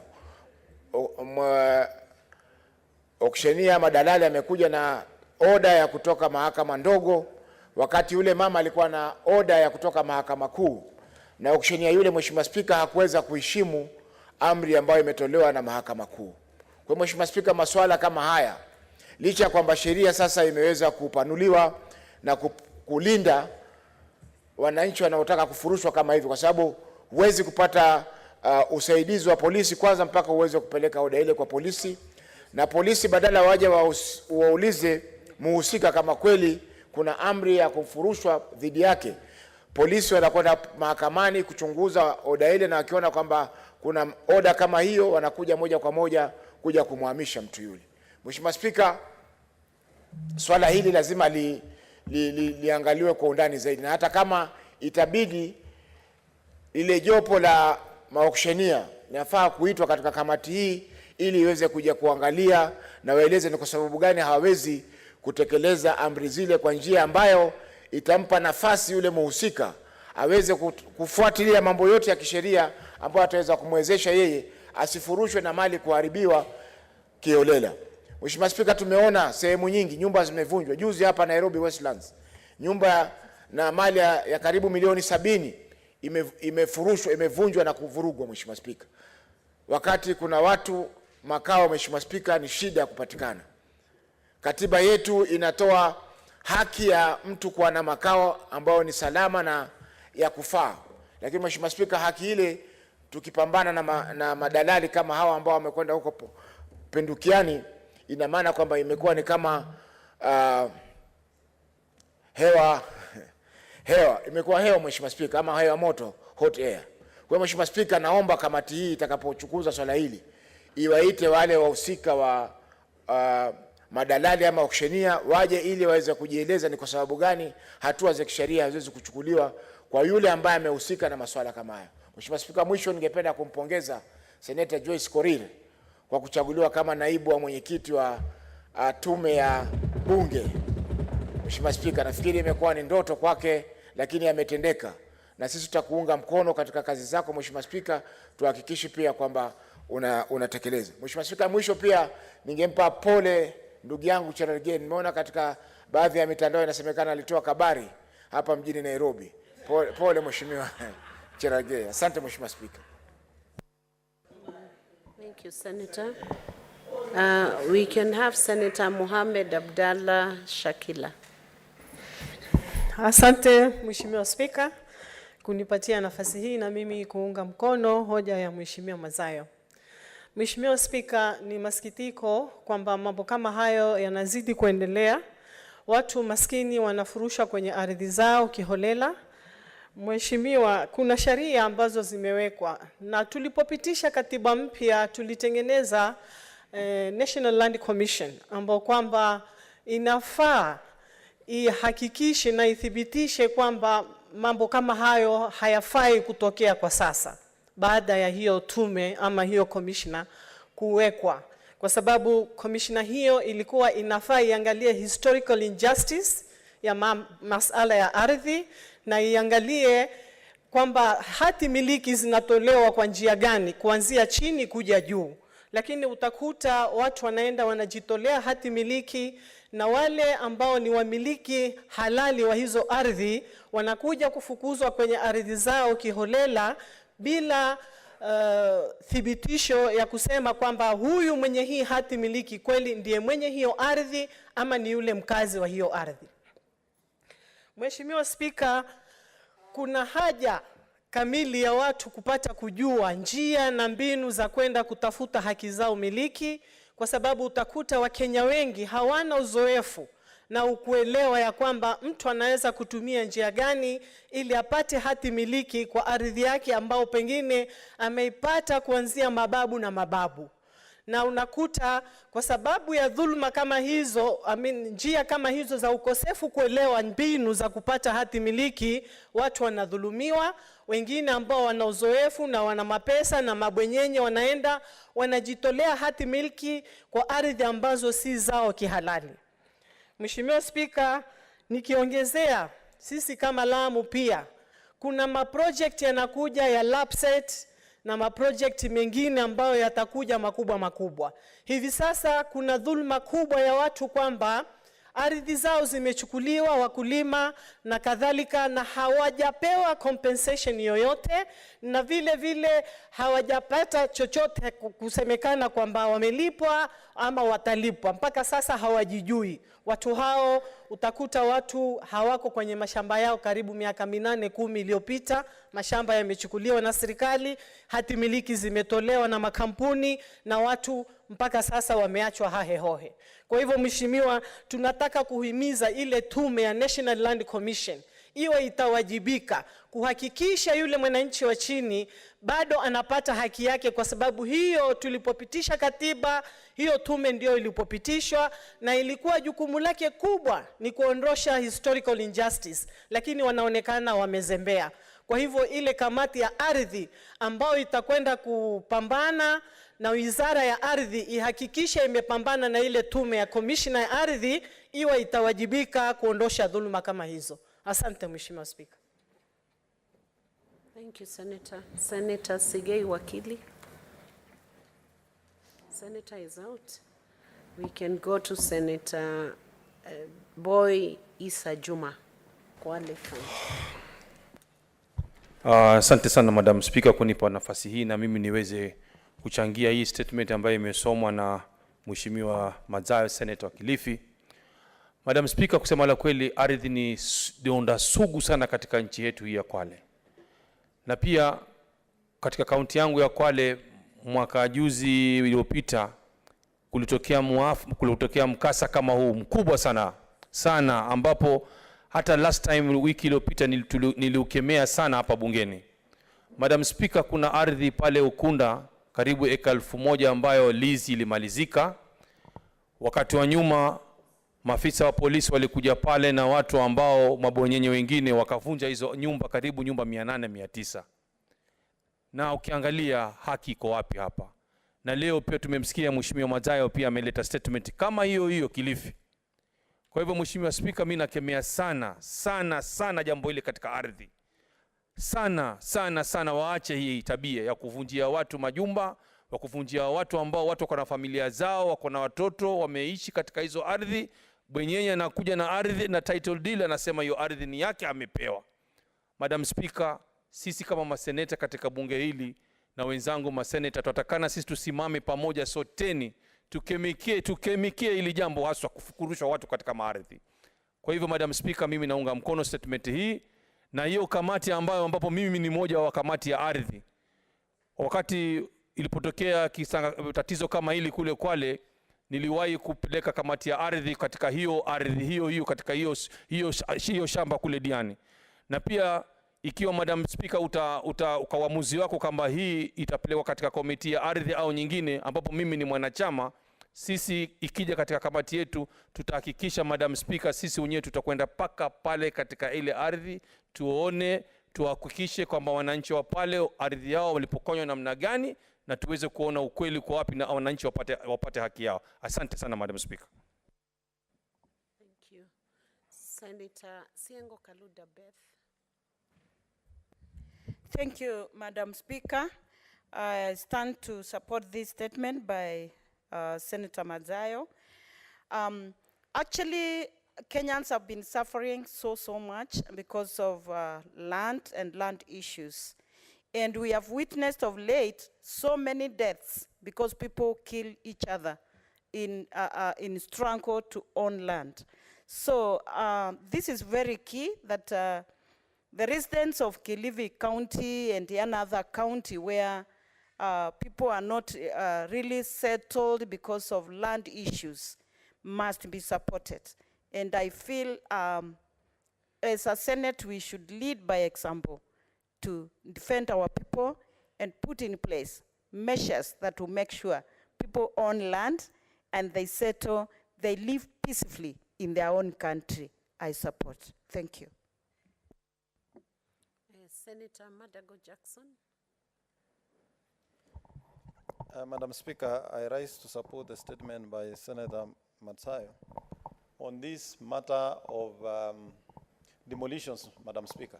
Madam Speaker, the problem we are facing as a nation is the issuance of title deeds and leases, Madam Speaker, without respecting the laid down procedure and rules for issuing leases, Mr. Speaker, particularly on properties the leases have expired.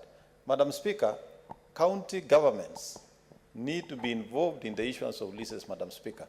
But what has been happening, Madam Speaker, is unscrupulous people, through some unscrupulous officers in the Ministry of Lands, Madam Speaker, have been issuing leases and title deeds, Madam Speaker, for expired leases, for lands that have expired leases, while those lands, Madam Speaker, are in occupation of the owners who have been in those lands, Madam Speaker. Madam Speaker, I think as a Senate, we need to protect county governments so that their function and their role in the issuance of leases is respected, Madam Speaker. And if that is done, Madam Speaker, what we are witnessing will not be seen. Madam Speaker, we must also speak to the matter of land administration in this matter and in this country, Madam Speaker. The land administration is a concurrent function between county governments and the national government, Madam Speaker. There is need to synergize and make sure that no level of government overlooks the functions of the other level of government, so that we are able to streamline this and bring an end to the shameless demolitions we are witnessing, where people are being rendered homeless when they had a place to call a home. Madam Speaker, I rise to support this statement and hope that this matter will be referred to lands and they will take this matter very, very seriously. I thank you, Madam Speaker. Thank you. Senator Sigei Wakili. Thank you, Madam Speaker, for the opportunity that you have granted me again to speak to this statement. I first want to acknowledge the fact that land is one of the factors of production. This country, land is one of the major things that people fight for, no matter what, even if it's about ownership or even housing. It is one of the very, very serious issues where people are always fighting about. I want to appreciate the Honorable Senator Madzayo for bringing out this issue. Evictions of persons, whether they are in illegal occupation or otherwise, is also a matter of concern. These matter, Madam Speaker, has been litigated beyond the lower courts. And as we speak right now, Madam Speaker, we have got... Sorry to interject. I think you could come and speak from here. We can't hear properly what you're saying.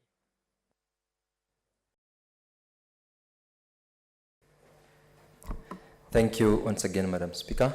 I wanted to support the statement by the Honorable Senator Madzayo on the plight of residents who've been evicted or whose homes have been demolished. Madam Speaker, I want to affirm that land in Kenya is one of the factors of production that people fight for and fight every other time, notwithstanding ownership or whether or not you have got a title to it. Madam Speaker, courts have also ruled to the highest that there is a procedure or a process to be followed whenever one or anybody in occupation of land, whether they have a title or not, they are entitled to be given sufficient notice. They are entitled to be given an opportunity to get an alternative housing or a place of abode.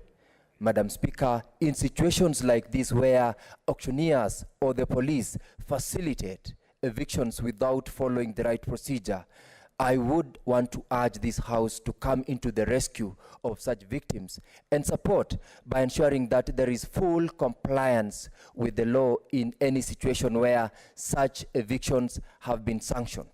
It does not matter, Madam Speaker, the fact that one has already been given notice. If they do not have a place to stay in, the law protects them. It is the responsibility of the government still to provide housing. I believe that is what the Honorable Senator Faki gave in Swahili, and I'm sure I'm repeating in English the exact words that he told this House in his support to the statement.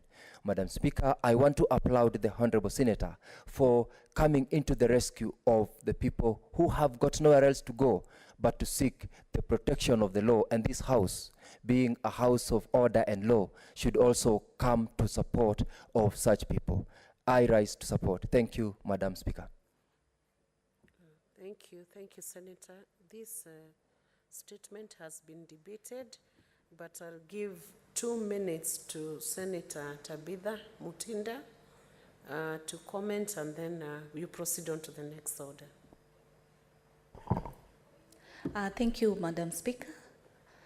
One, I want to congratulate my sister for her new position, Senator Joyce. Congratulations. As women in leadership, it's very, very encouraging, so big up my sister. On the matter of these evictions, it is very, very sad for very hardworking Kenyans who've really put all their effort into having a basic need. A home is a basic need. And auctioneers who do not follow the law come in and do what they do, which is very saddening. It is very sad to be evicted from your home, Madam Speaker. This is an issue that should be highly addressed, and we say let the law take its course, Madam Speaker.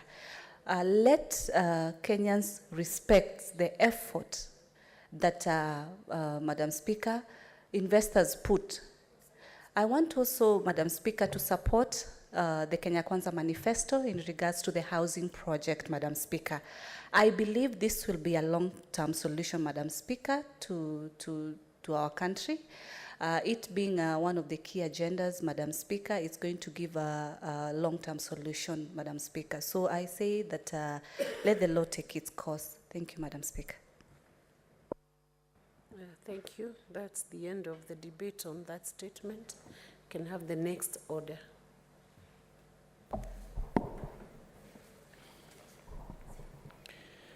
Order number 8, motion.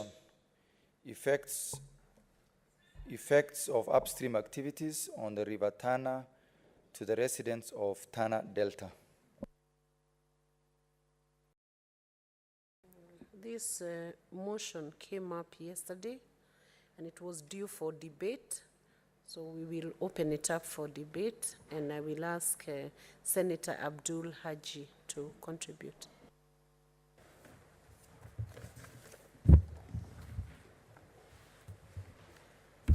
Thank you very much, Madam Speaker. Before I begin, I would also like to take this opportunity to congratulate Senator Joyce Korir for her election and wish her all the best in her duties. Madam Speaker, I stand to support the motion that was raised yesterday by Senator Mungatana from Tana River.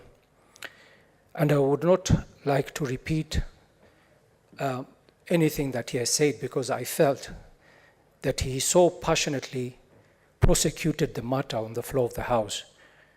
And I felt that he did it in such a good way that it does not really need any repeating. But Madam Speaker,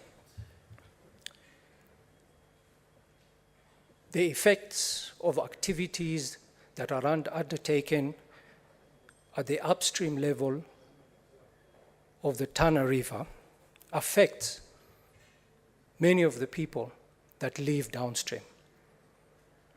And let us look at the facts of this river, Madam Speaker.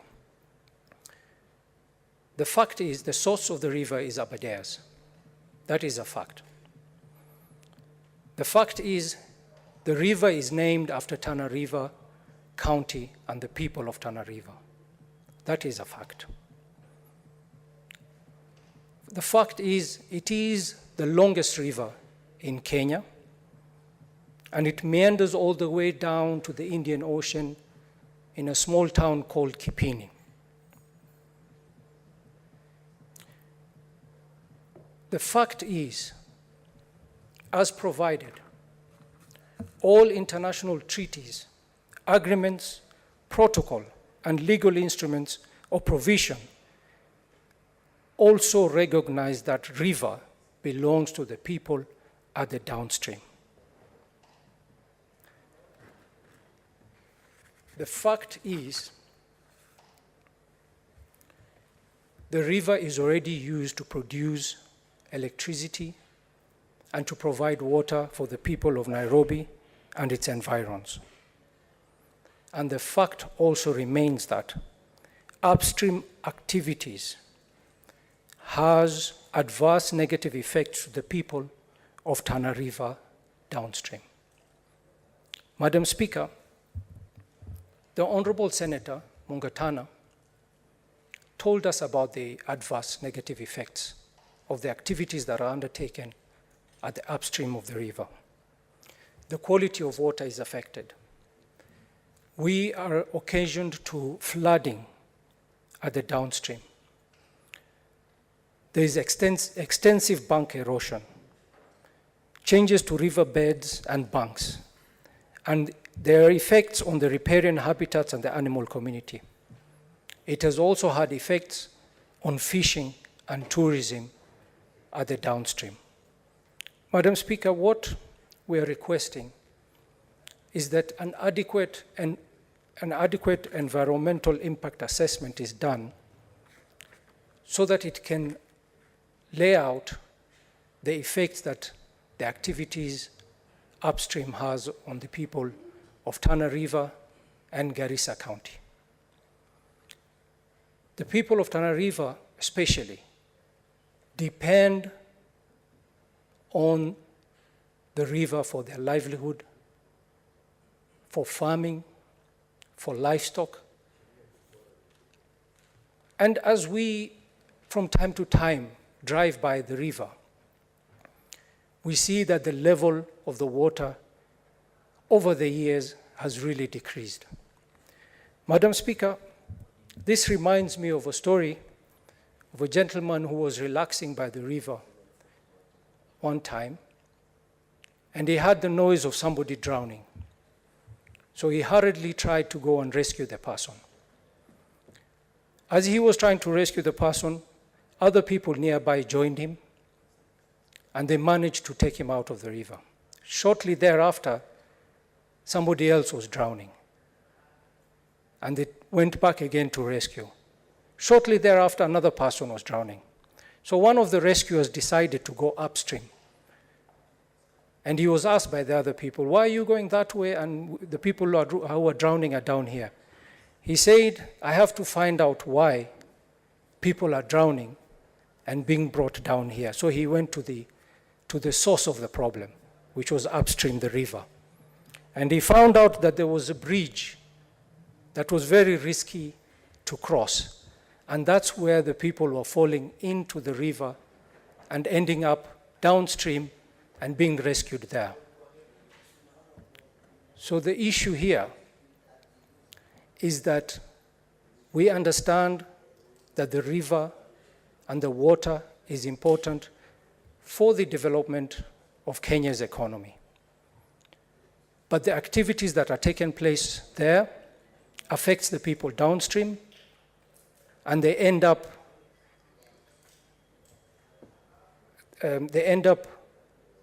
bearing the cost of it.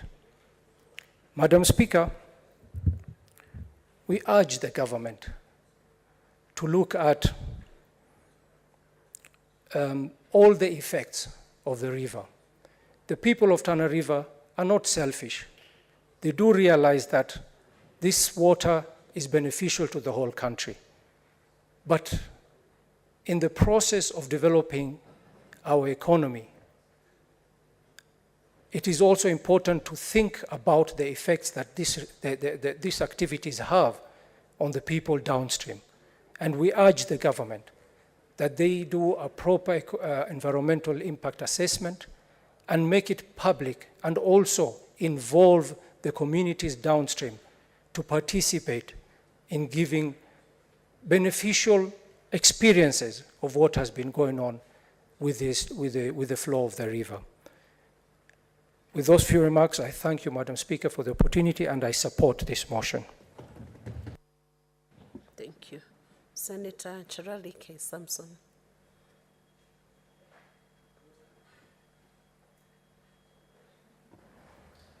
I had crossed all the way.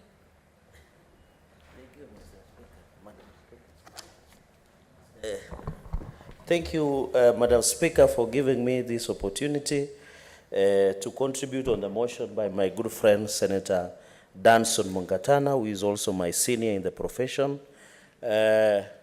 Madam Speaker, under Article 43, it talks about issue of clean access, every right, and I think, Madam Speaker, coming from the backdrop, where says every person has the right to clean and safe water in adequate facilities, in quantities. Madam Speaker, this is one of the key basic rights for every person that lives in the Republic of Kenya, Madam Speaker.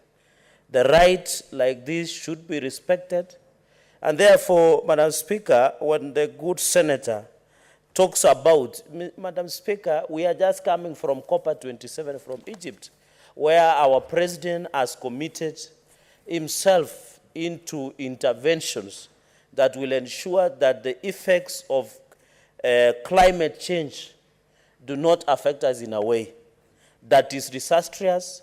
And I'm happy that developed nations, Madam Speaker, have taken the cue of putting in place the necessary interventions, especially in commitments that were made during this year in Egypt, Madam Speaker. And therefore, when such issues where company agencies, government agencies do these things that they are doing at the residents of Tana Delta, one of the key ingredients, Madam Speaker, is can they be courteous?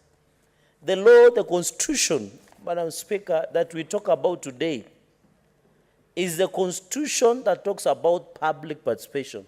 It talks about Article 10 of national values and principles of good governance. One of the key issues is consultation. It is decision-making by involving the people. Any issues that they do on this river, Madam Speaker, should involve the great people of Tana River County and the great people that this river passes through, Madam Speaker. And therefore, Madam Speaker, I think it was not in good faith when you have agencies like Water Resource Authority, Ministry of Water, Sanitation, Madam Speaker, they must involve in even public participation. And Madam Speaker, these agencies should be warned in advance that the moment they don't involve the the people of Tana Delta or Tana River County, Madam Speaker, they are risking litigation. And Madam Speaker, there is the famous case of Kiambu and others then that was made in 2013. That is a landmark case that has been decided. I can't give the full citation now. And the reason it formed a yardstick decision by the courts of law in 2013, Madam Speaker, is because the aspect of not ensuring that they take into queue the role and the place of the public in the decision making of things that affect the people, Madam Speaker. And therefore, Madam Speaker, I think this is a very timely, and you know it affects, Madam Speaker, you are talking about food security. The country, Madam Speaker, is facing the worst drought in the recent times. There is the issue of famine. There is the issue of many challenges. If we allow such issues, Madam Speaker, we are risking the issue of food security, Madam Speaker, as well as access to clean water. We need to call upon the Kenyan to ensure any decision that they want to do around the river, Madam Speaker, and those activities must be well thought out, Madam Speaker. I remember when the government started to construct the famous Muranga, is it the Muranga tunnel that will bring water to Nairobi? And luckily enough, Madam Speaker, being the Secretary General of the dominant party and the ruling party, you also come from that county, Madam Speaker. And you know very well there were many cries that there should be environment impact assessment, Madam Speaker. And what is odd when these agencies just comply so that we don't risk what we are seeing at the moment, Madam Speaker. Madam Speaker, the issue of access to water, these people need water for the animals, they need water for themselves, Madam Speaker. They are violating Article 43, 1D on the access to clean and safe water, Madam Speaker. So it is very important, Madam Speaker, that we agree in all essence that the issue of water should not be. And then, Madam Speaker, the third point is about the floods. Because if these folks during the high season, the highlands, when there is a lot of water, just release water, Madam Speaker, these floods again go ahead and kill people, Madam Speaker. And there is no compensation.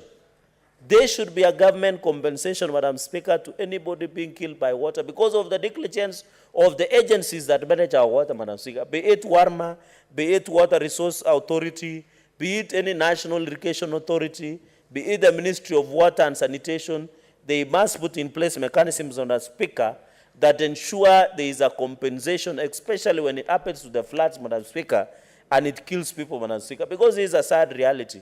And there is no worse form of death than being killed or being drowned or being swept away of floods, Madam Speaker. And it reminds me, Madam Speaker, in the last session, when I had the privilege of chairing JLAC, you remember the case of Solai Dam, where it swept the whole family, the whole village, Madam Speaker, and it created a leg downstream.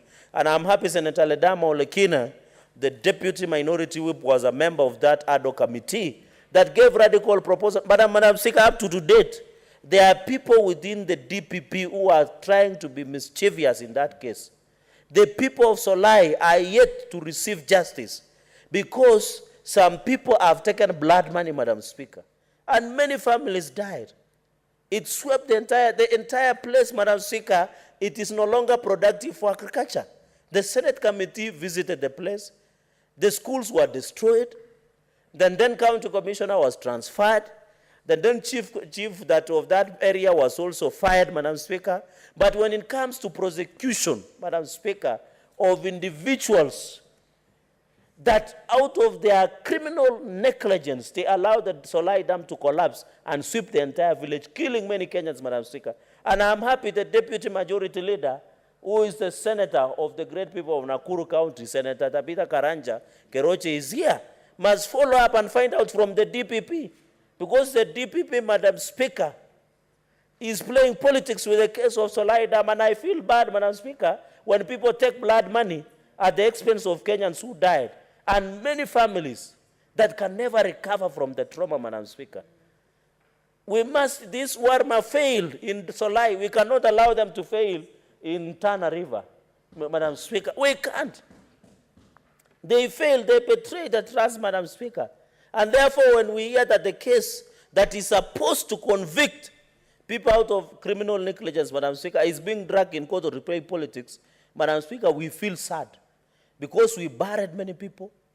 Those villagers from Solai, and I know Senator Karanja has visited the place, they still cover from shock. When we went there and heard the testimonies, Madam Speaker, they say when the water was coming, and it was 200 million cubic of water that was traveling at a speed that has never been seen. They have never recovered from the trauma and psychological of that issue, Madam Speaker. And therefore, we don't want what happens. You know, many people have not seen what happens when there is floods. It kills people. A classic case is Olai Dam issue, Madam Speaker. And therefore, we are risking with Tana when we allow water to flood, Madam Speaker. You remember there was a case of Rumandinho in state of Minas Gerais in Brazil, Madam Speaker. Madam Speaker, after that event happened, all the owners of Rumandinho Dam were prosecuted and convicted, and they were forced to compensate. But the people who have been accused in Solai because of negligence are working scot-free. They have their property in London. They are running around. Some of the individuals who are in this Senate, they wanted to object to understanding order number 6 of the Senate standing orders then. But when you go to Brazil, the criminal justice system is efficient. We went, Madam Speaker, in fact, the last time the Brazil closed, the Brazil, Madam Speaker, the Brumadinho Dam closed, is they only finished the rescue things after they have recovered each and everybody that because of the collapse of that Brumadinho Dam. And the state prosecutor ensured that people are behind bars, they have compensated, that company has been blacklisted, they cannot do business anywhere across the world, Madam Speaker. And that is the efficiency. So I would really want to say that we should allow, Madam Speaker, the great people of Tana County to go the same issues. And I empathize and sympathize with the great people of Nakuru County. I hope the committee of JLAC, which I think Senator Faki is still a member, if I'm right, or I can't see any, they should follow up, and I hope the Senator Karanja can follow up for justice. You have 30 seconds now to wind up. But I have 5 minutes, Madam Speaker. You can see it's green. I have 5 minutes. Or what happens? I thought when it says green, Madam Speaker, I have 5 minutes. When it says red, it says I finish. And I'm happy the Deputy Minority Leader is in the House. I know tomorrow he's waiting for us to vote for his candidates here and there. But he will need to see some of us in camera so that we can social some of these issues. But as Speaker, but in camera, what does it mean in camera? It is something that is practiced all over the world. Now, therefore, Madam Speaker, quickly, so that I give also that chance, my apologies, Madam Speaker, for the next 3 minutes, is to conduct participation. I think I've called upon that. The second is policy in line with the Nile Treaty of 1959. And then, Madam Speaker, the issue of mitigation, as I have said, if there is anybody culpable, they must be prosecuted, Madam Speaker, and be held accountable. And therefore, Madam Speaker, even this issue of scarcity of water. Water is life, Madam Speaker. What is it had out of CSR? Corporate social responsibility of the Ministry of Water, Senator Sifuna, and Water Resource Authority to only give water to these residents of Tana River, Madam Speaker, where the Tana River passes. It is just, you don't need a rocket science. We don't need even Senate. It is humanity. It is basic tenets of humanity. It is being human, Madam Speaker. And therefore, Madam Speaker, I really feel sad that Senate has to go and beg Ministry of Water and Water Resource Authority, please give water to the people of Tana River. It behooves the people who are in charge of policy, Madam Speaker. And therefore, I hope when this resolution is made, Madam Speaker, we shall be able to move. So I want to urge in conclusion, Madam Speaker, my colleagues from both sides of the aisle to adopt these resolutions. Let us transmit these resolutions, Madam Speaker, and ensure the great people. And I know, Madam Speaker, if we pass these resolutions, it will assist other counties that have similar problem, Madam Speaker, going into the future. Madam Speaker, thank you very much for giving me this opportunity. I know there are many colleagues who would want to contribute to it, I wouldn't add much more, but to thank Senator Danson Mungatana and Madam Speaker, we normally call him, or he's being called Mulamwamba. I think maybe they eat crocodile. The crocodile eater, Madam Speaker. So I hope by the time he can eat this one so that he can take good things to Tana River, Madam Speaker. Thank you very much for the opportunity. Thank you, Senator Charalike.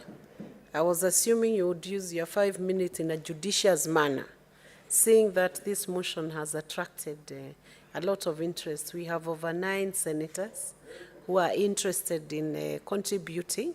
So I request that we be reasonable in the way we expend our time, our 15 minutes. So I want to ask Senator Robert to take the floor. Thank you very much, Madam Speaker. I rise to contribute to this motion of the effect, some of the development project that has been done upstream has on downstream communities of River Tana. I was fortunate enough to have been the head of delegation of riparian state meeting on Daua River project, damming project that was proposed by IGAD for the benefit of strategic damming of Daua River. However, what I experienced when riparian states met here in Nairobi is, rigorous, opposition from Somalia and Ethiopia because of what they termed as the impact on downstream communities. And they said it is not clear to them the extent of the impact on downstream community, and as such, that project to date has not been implemented. Madam Speaker, the people of Garissa and Tana River who are downstream, in as far as this Northern Tunnel intake project in Muranga is concerned, and the need is extremely apparent, but it needed to have been undertaken in consideration of the impact it will have on downstream communities with respect to farming, livestock, and the water contents of River Tana.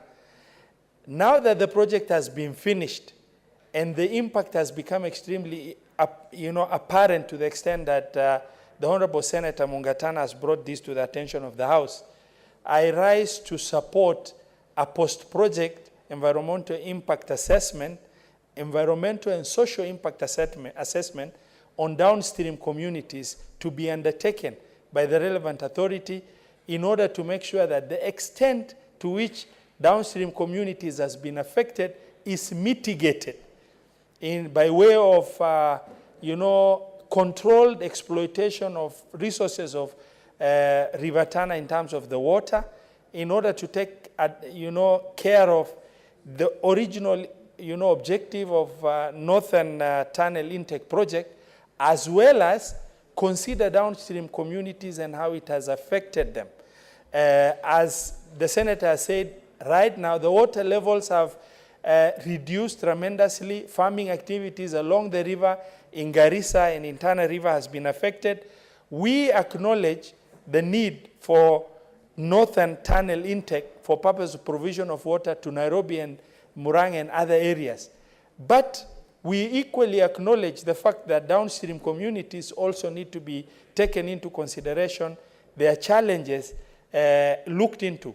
If this project were to happen and the water is not affected, then it is something that we can always say the project is worthwhile. But post-implementation, impact, because the environmental and social impact assessment has not been probably adequately carried out for purpose of looking at how much has it affected downstream communities, it is extremely important now that a post-project environmental and social impact assessment and actually economic impact of the investment that we have done as a government be done so that Tana River, Garissa are cushioned against the impact by whatever means necessary.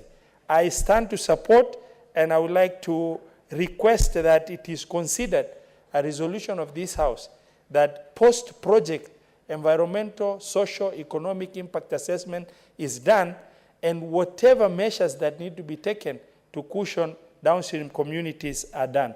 Thank you very much, Madam Speaker. Thank you, Senator. Senator Beth Siengo.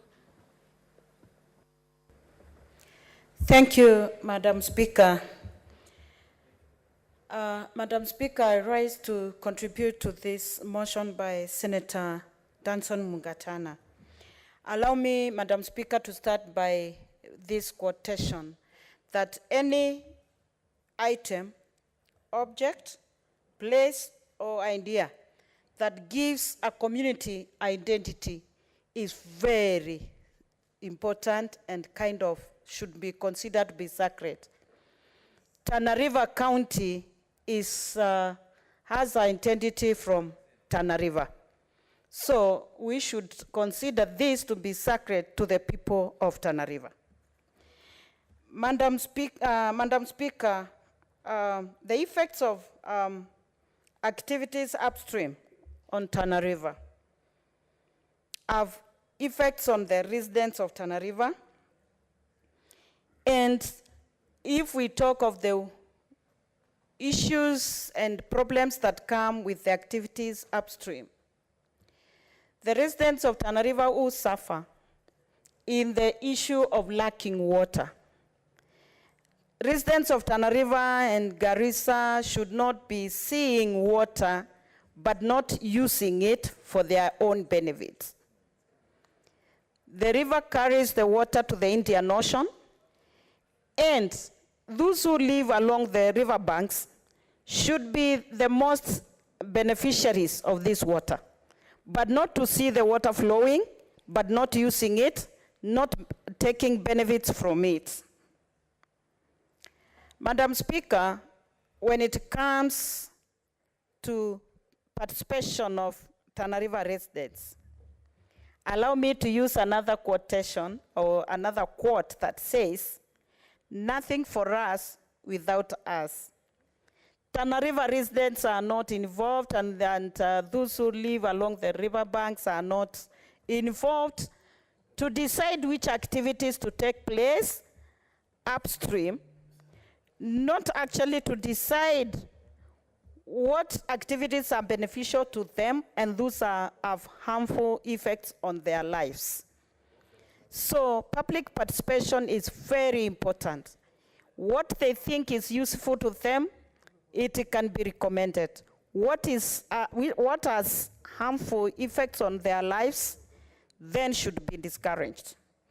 Madam Speaker, allow me to speak in the aspect of women and children. The effects on the lives of women and children along upon the communities living along the riverbanks are so intense.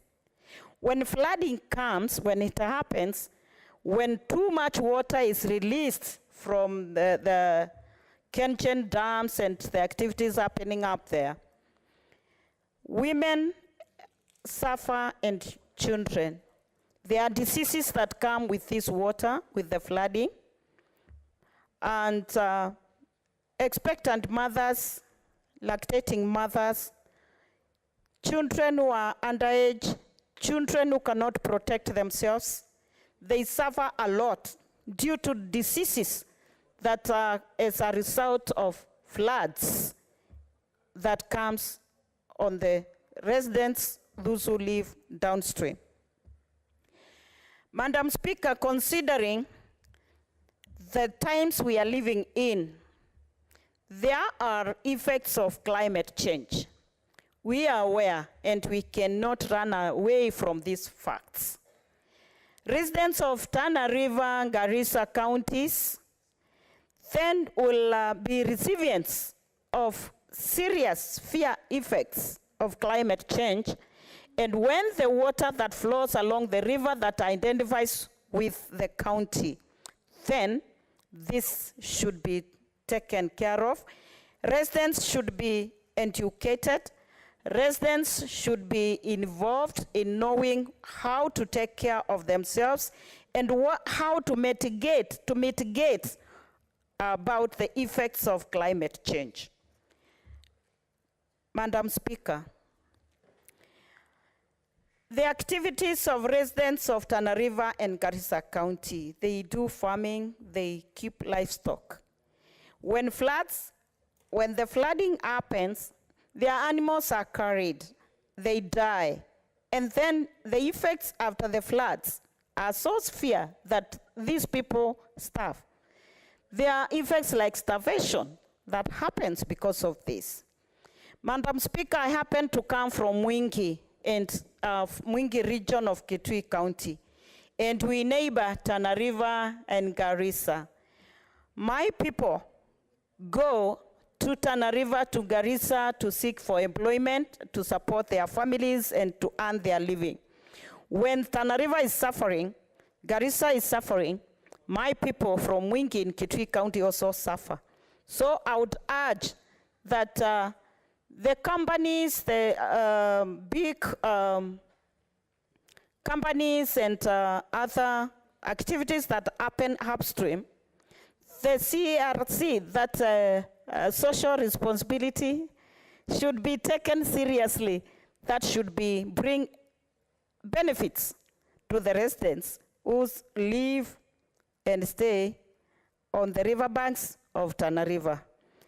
Madam Speaker, I support this motion, and it is important that the government of Kenya ensures that the citizens are protected and taken care of. Thank you, Madam Speaker. Okay, thank you, Senator. Senator Okech Eddie Gishero.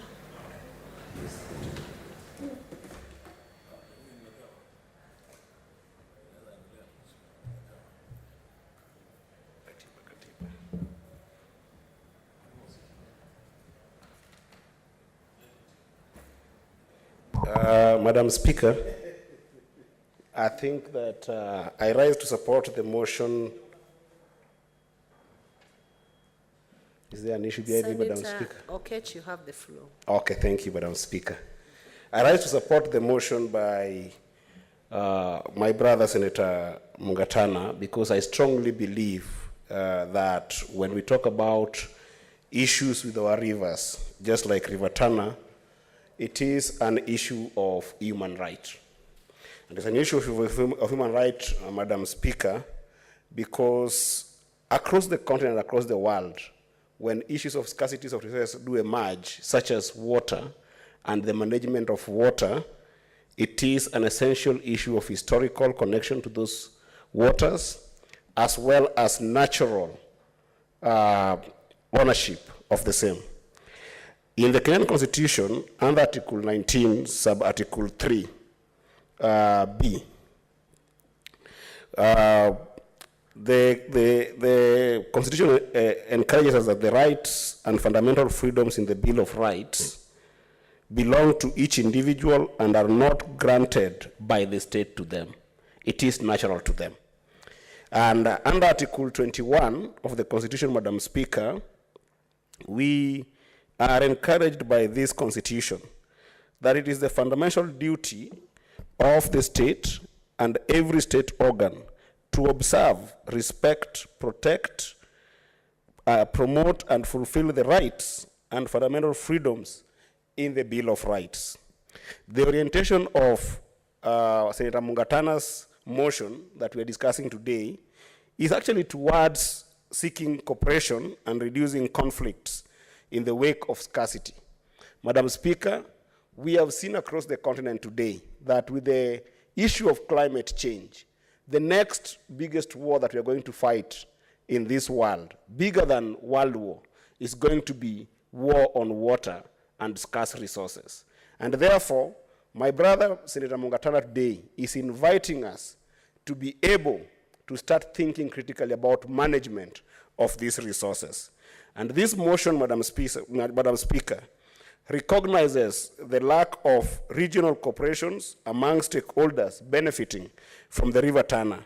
And of course, in extension, it does also recognize the lack of government engagement with this process, and therefore exposes a lot of weaknesses and negligences in the case of misuse of River Tana that results in the negotiations for propriety coming to deadlocks, where, Madam Speaker, you find that things like agricultural practices upstream are not controlled. When people upstream, and I'm very happy that my brother, Senator Abdul, who has just stepped out, talked about the issue of agriculture upstream, right from Abadeas all the way down. When people start using inorganic fertilizer in these rivers without being considerate to the people downstream, when people start using pesticides without considering that there are communities all the way down to Kipini that do depend on this water even for domestic use, Madam Speaker, it is extremely, extremely bad for the people of Tana River who actually draw their name from the River Tana.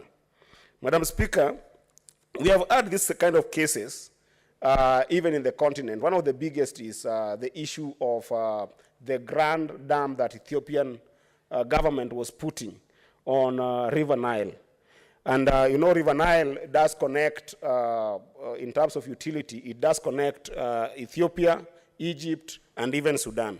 And if you look at the 1929 Water Course Treaty, even the 1959 Water Course Treaties, all of them did recognize that the people downstream, which are the people of Cairo, do have ownership more than the people upstream. The people downstream do have the honor more than the people upstream, to the extent that those treaties did provide for Cairo to have veto powers over projects on the River Nile against the riparian states that did dot the entire areas of Egypt, Sudan, as well as Ethiopia.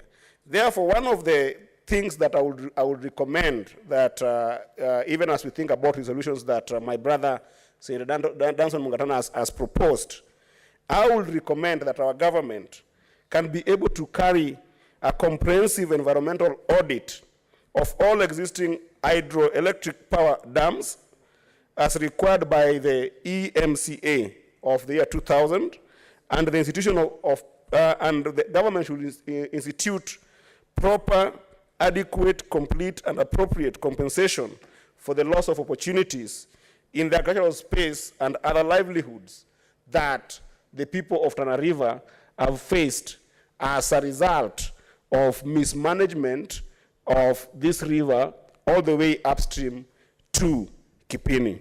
With this, Mr. Speaker, I do support wholeheartedly the motion that has been pushed forward by Senator Danson Mungatana. Thank you so much. Thank you, Senator Eddie. Senator Tabitha.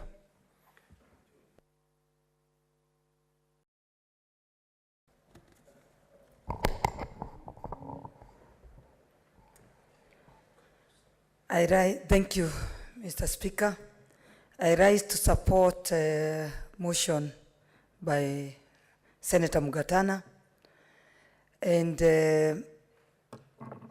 I also want to talk what Senator Fonandi has mentioned about Nakuru County on this issue.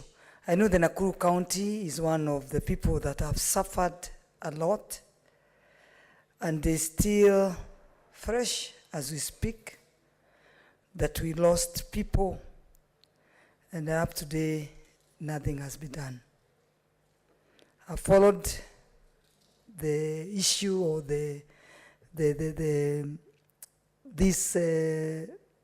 what people went through, and I know I followed it through our senator, the previous senator, who is now our governor, Susan Keheka, and I know where she left it. And for me, I'll promise that I'll pick it from there. And I know a lot of people are intimidated. I'll not be intimidated, because we must fight for the justice of our people. This is an issue that needs to be addressed, because even as we speak, our Nakuru County, in Lake Nakuru, the Lake Nakuru, there is that lake that the people living around that lake, every year they are swept. There is no control of the overflow of that lake. And that lake alone, or that national park, collects about over $1 billion shillings yearly. And you know, it's a national resource from Nakuru County, where we know 25% is supposed to be left in Nakuru, and so that the Nakuru people can be able to manage how they can control the lake not to overflow to the people living around the Lake Nakuru. I know there are so many other things that are affecting the people on the ground. Even if you look at the animals in those national parks, how they get out of those national parks, and like the one in like Longonot, a village where I come from, where I know very well that people even don't harvest anything, and it's in the eyes of the government. They know that these animals leave that national resource and go to the poor farmers around that area, and every time these people are almost ready to harvest their crops, it's always destroyed by those animals. And in that national park again, which is like Longonot, they collect again over $1 billion shillings. So I think it's something that we need to push as the senators to ensure that our people live in harmony and our people are well protected wherever they are living, and they have their rights to live where they are. But they cannot live on dangers like the way we know the Sholai Dam did. And that's a man-made project that just was left to kill our people, and up to date they have not been compensated, which I know as a senator of Nakuru County, I will pick it from where Susan left it, our previous senator, so that we can push and ensure our people get the justice that they deserve. So this is a motion that requires a lot of support, and the government should be pushed to ensure that all what people are going through because of the negligence of the government, we should ensure that we arrest that and fight for our people across the country. Thank you. Senator Olekina. Mr. Speaker, thank you. I rise to support this motion by the distinguished senator from Tana River on effects of upstream activities on the River Tana to the residents of Tana Delta. Mr. Speaker, the residents of Nairobi County receive 80% of their water from the Tana River. And in this country, 70% of our hydropower comes from the River Tana. Mr. Speaker, I have noted keenly the issues that the distinguished senator won't address, and it begs a very big question as to whether Kengen has ever thought of unintended consequences of them releasing the water, because that's what the problem is. Mr. Speaker, I have read keenly the motion, and I would beg that we limit our argument to the effects of the releasing of that water by Kengen, and think about the unintended consequences. The distinguished senator has said that Kengen releases water from the 7 Forks dams. The 7 Forks Dam is the same dam that provides us with almost 70% of our electricity, hydropower, in this country. Then it begs the question, why? And what is it that we can do to be able to ensure that we benefit from both the electricity that we're getting from the hydropower, and also the communities downstream do not suffer? Because I did not, and I do not believe that when Kengen releases this water, they intended for them to destroy the livelihoods of these communities. But now, as it has been elaborated here and clearly stated, these communities are languishing in poverty. What the distinguished senator did not indicate in his motion is that one of the other big problems is the canal diversion as a result of agricultural activities downstream.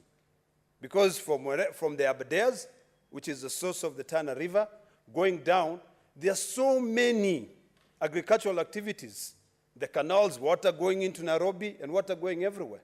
What is it that we can actually be able to do in this country? Because if you compare the activities in Egypt, Mr. Speaker, I went to Egypt. I was in Cairo and went all the way to Alexandria. And you could see that 100% of the population in Egypt lives along the Nile River.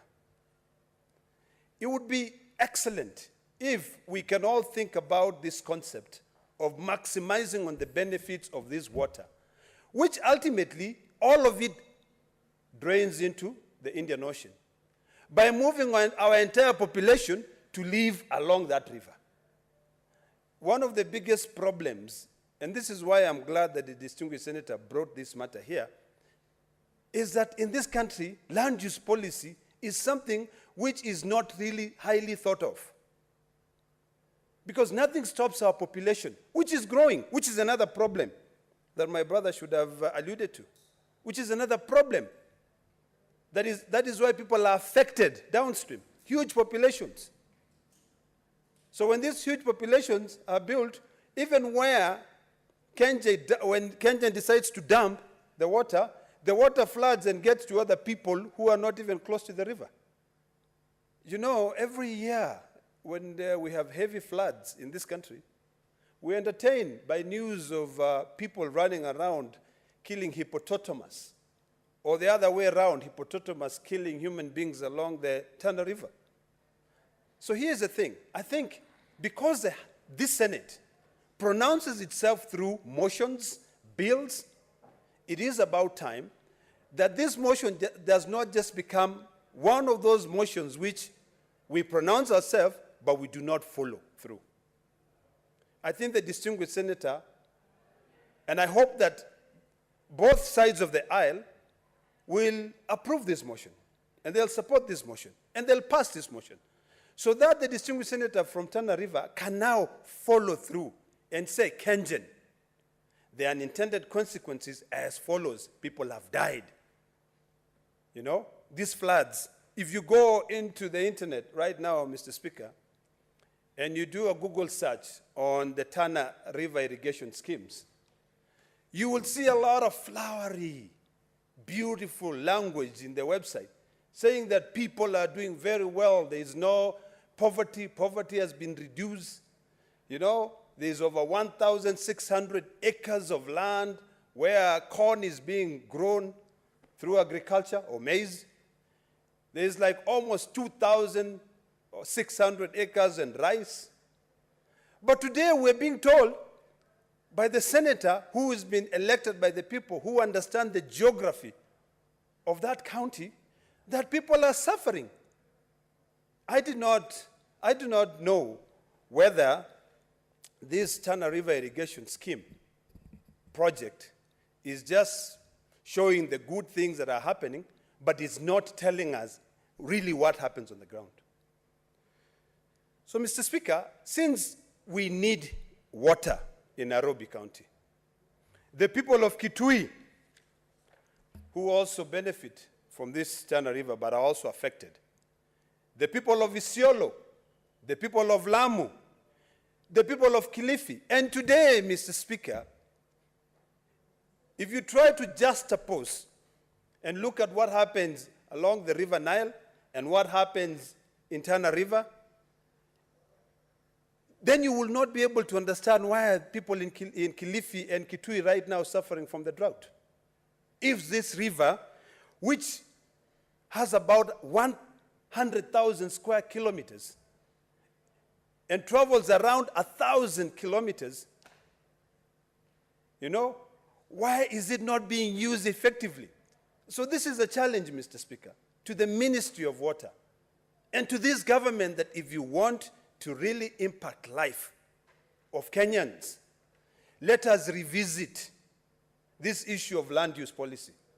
Let us ask our population whether it is possible for them to reserve most of the land and move closer to the river, and then from then, now think of other unintended consequences like pollution, how we are going to be able to manage these things. We can learn from other countries that have been able to use that resource. I've heard my colleagues talk about the treaties, 1959, the Nile treaties, that is benefiting everybody, Sudan, all the way to Egypt, all the way to, along Ethiopia, from Uganda. I would actually also say part of the source of the Nile River also is the Mao forest. So, Mr. Speaker, I think we need now, when we are pronouncing ourselves, we need to think about how we proceed. I have one problem, because I've seen that my brother here is seeking the following. That it says, now therefore, the Senate urges the Ministry of Water and Sanitation and Irrigation in conjunction with the Water Resource Authority to conduct stakeholders' participation before undertaking any major upstream activities, including construction of dams, before the release of water during rainy season and limiting flow of water to River Tana during the dry season. I have a problem with that, Mr. Speaker, because before the distinguished senator came to that conclusion, he has already told us the problem is Kanjen, releasing water from the Seven Forks. So the first thing we should do, first of all, is to invite Kengen here to understand, why do they do that? Have they thought of the unintended consequences? Number two, develop a policy in line with the Nile Treaty of 1959 to guarantee average annual flow of River Tana. The first question before we even talk about developing, although I don't have a big problem with that, is to ask ourselves, what would it take for us to change the land use policy along the river?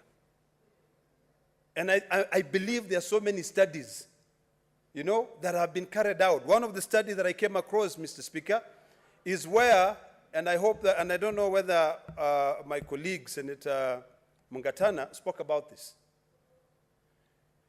When I was growing up, I used to learn a lot about the communities, the Mijikenda, and the importance of the river to their livelihood, their subsistence. I didn't hear my brother talk about the cultural activities which these people who live along the river rely on this river so that they can be able to continue practicing.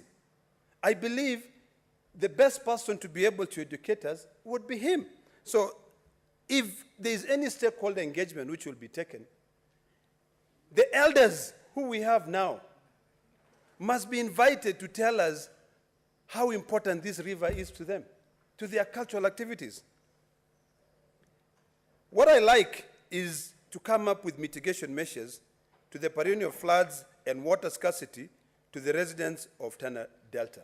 It is literally ununderstandable when you hear that there's a river that flows 1,000 kilometers and then dump all its water or drains into the Indian Ocean, and people have got no water. I think we need to begin realigning our existing resources so that we can prioritize our people. And I think the Ministry of Water and also this other one called Water Resource Agency or Authority need to seriously take these matters that we're discussing here and look at the studies which are there that have been carried out on the benefits, on the challenges of this river flow. We should not just be happy here in Nairobi, taking 80% of the water which is consumed here, 80% of it comes from River Tana. The electricity, the hydro, 70% of it. We should not just be happy with that. We should worry about the people in Tana River.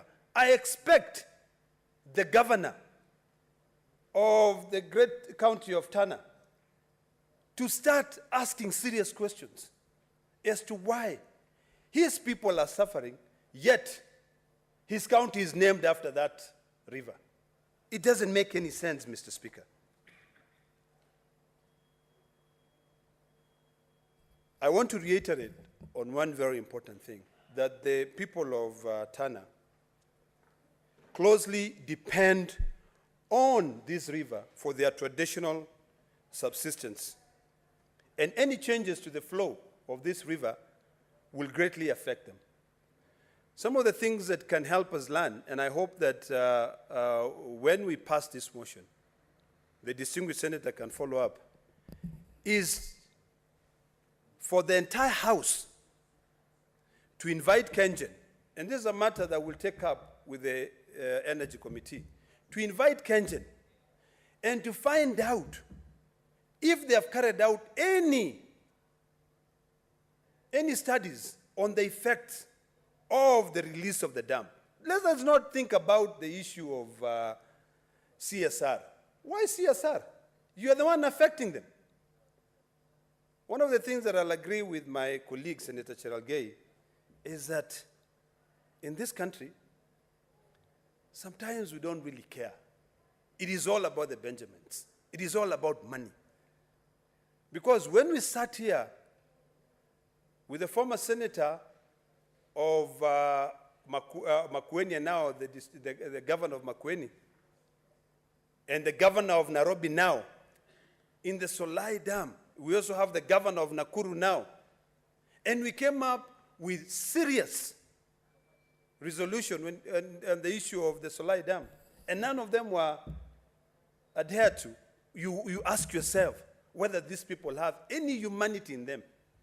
And the people that I'm referring to are, number one, the DPP, because we gave serious recommendations on what should follow, the judiciary, the criminal justice system in this country, because people died. So if we are going to reduce ourselves into a talk show in this House, then we might as well fold and go. So this motion now should be one that reminds us of the reason why we are elected by people to be here to represent them. I would hope that by the time the distinguished senator of Tana River goes back to Tana, the people of Tana River will tell him, now, following the resolution or the pronouncement by the Senate, we are now benefiting from this river Tana. It is not a curse for us. I hear that the current administration want to sign contracts with independent companies to be able to buy water. Why? When we have billions of shillings. If we can be able to divert this water into private farms, why not look at the budget of the Ministry of Water and spend the money to be able to help these people? So, Mr. Speaker, sir, I support and I sincerely thank the distinguished senator from Tana River for bringing this motion. Thank you, Mr. Speaker. Thank you, Senator. Senator Abbas Sheikh Mohammed.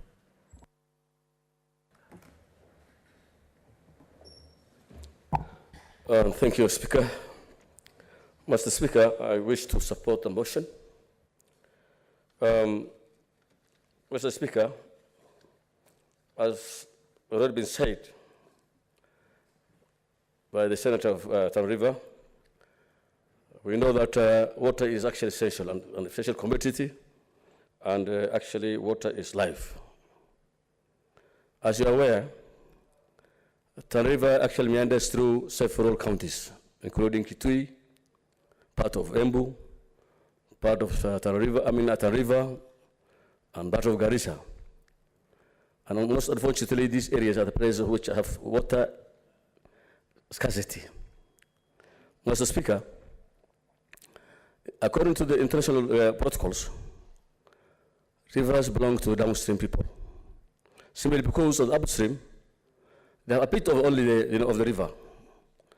But as the river goes far from the mainstream to downstream, it goes to different communities, and by going through their land, they take the ownership. But unfortunately, the people upstream actually have made the people downstream to suffer. At times of when there's enough rain, The flood, there's a lot of flood. The Kenyan hydro dams get filled without any notice, without any information, without any management of the water. Water is released to the river. And as a result, the river, actually the same water, caused a lot of sufferings and problems to the people in the downstream. Farms are destroyed, animals are killed, people die, because there's no proper management of this water, that water. When there's drought, people don't get water. Even the people living around those hydro dams, like Masinga and Mbere, all these things, don't get enough water during the drought time. Therefore, Kenyan doesn't care and don't look at the welfare of the people affected by the river. Mr. Speaker, it's a high time now that we must take these people accountable. They must be held accountable. Even there is no compensation. There is no one time they even help the farmers who lost their farms. They lost all the food. I say, well, Mr. Speaker, that you are also a member of, you came from that area. The river used to be the breadbasket of the coast and northern Kenya. We used to get a lot of maize, a lot of food from those irrigation schemes in Bura and Hola. Rice, maize, every food, all the fruits. But today, the people in the river themselves are not having enough food because of this mismanagement of the water resources at the upstream farmers, our people. People are diverting the water to go and feed other rivers so that the water can be available to the people in Nairobi and maybe in Kiambu or in the nearby areas. These people upstream are so much advantage because always they have rain. They get a lot of water. So, but the most unfortunate thing is the same people are diverting the water. Because every time in Mount Kenya it rains, there's a lot of rivers flowing, there's a Wasanyiro flowing, there's so many places that have water, but unfortunately the river that meanders to the dry lands of northern Kenya and the coast is still diverted. I think this is actually not acceptable. It's against all rules, and therefore we must support the cause of the Honorable Senator, the motion of the Honorable Senator, Honorable Mugatana, so that at least we can get justice for the people in the downstream, so that at least if there will be any destruction caused by the hydro dams, water released from the hydro dams, then the farmers must be compensated. The people children die, and they get no compensation. They must be compensated. Anything that they destroyed, houses destroyed, it must be compensated. With those few remarks, I beg to support.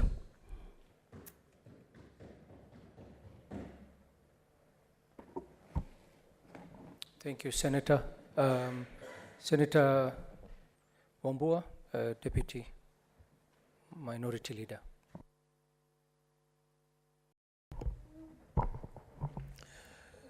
Thank you, Mr. Speaker.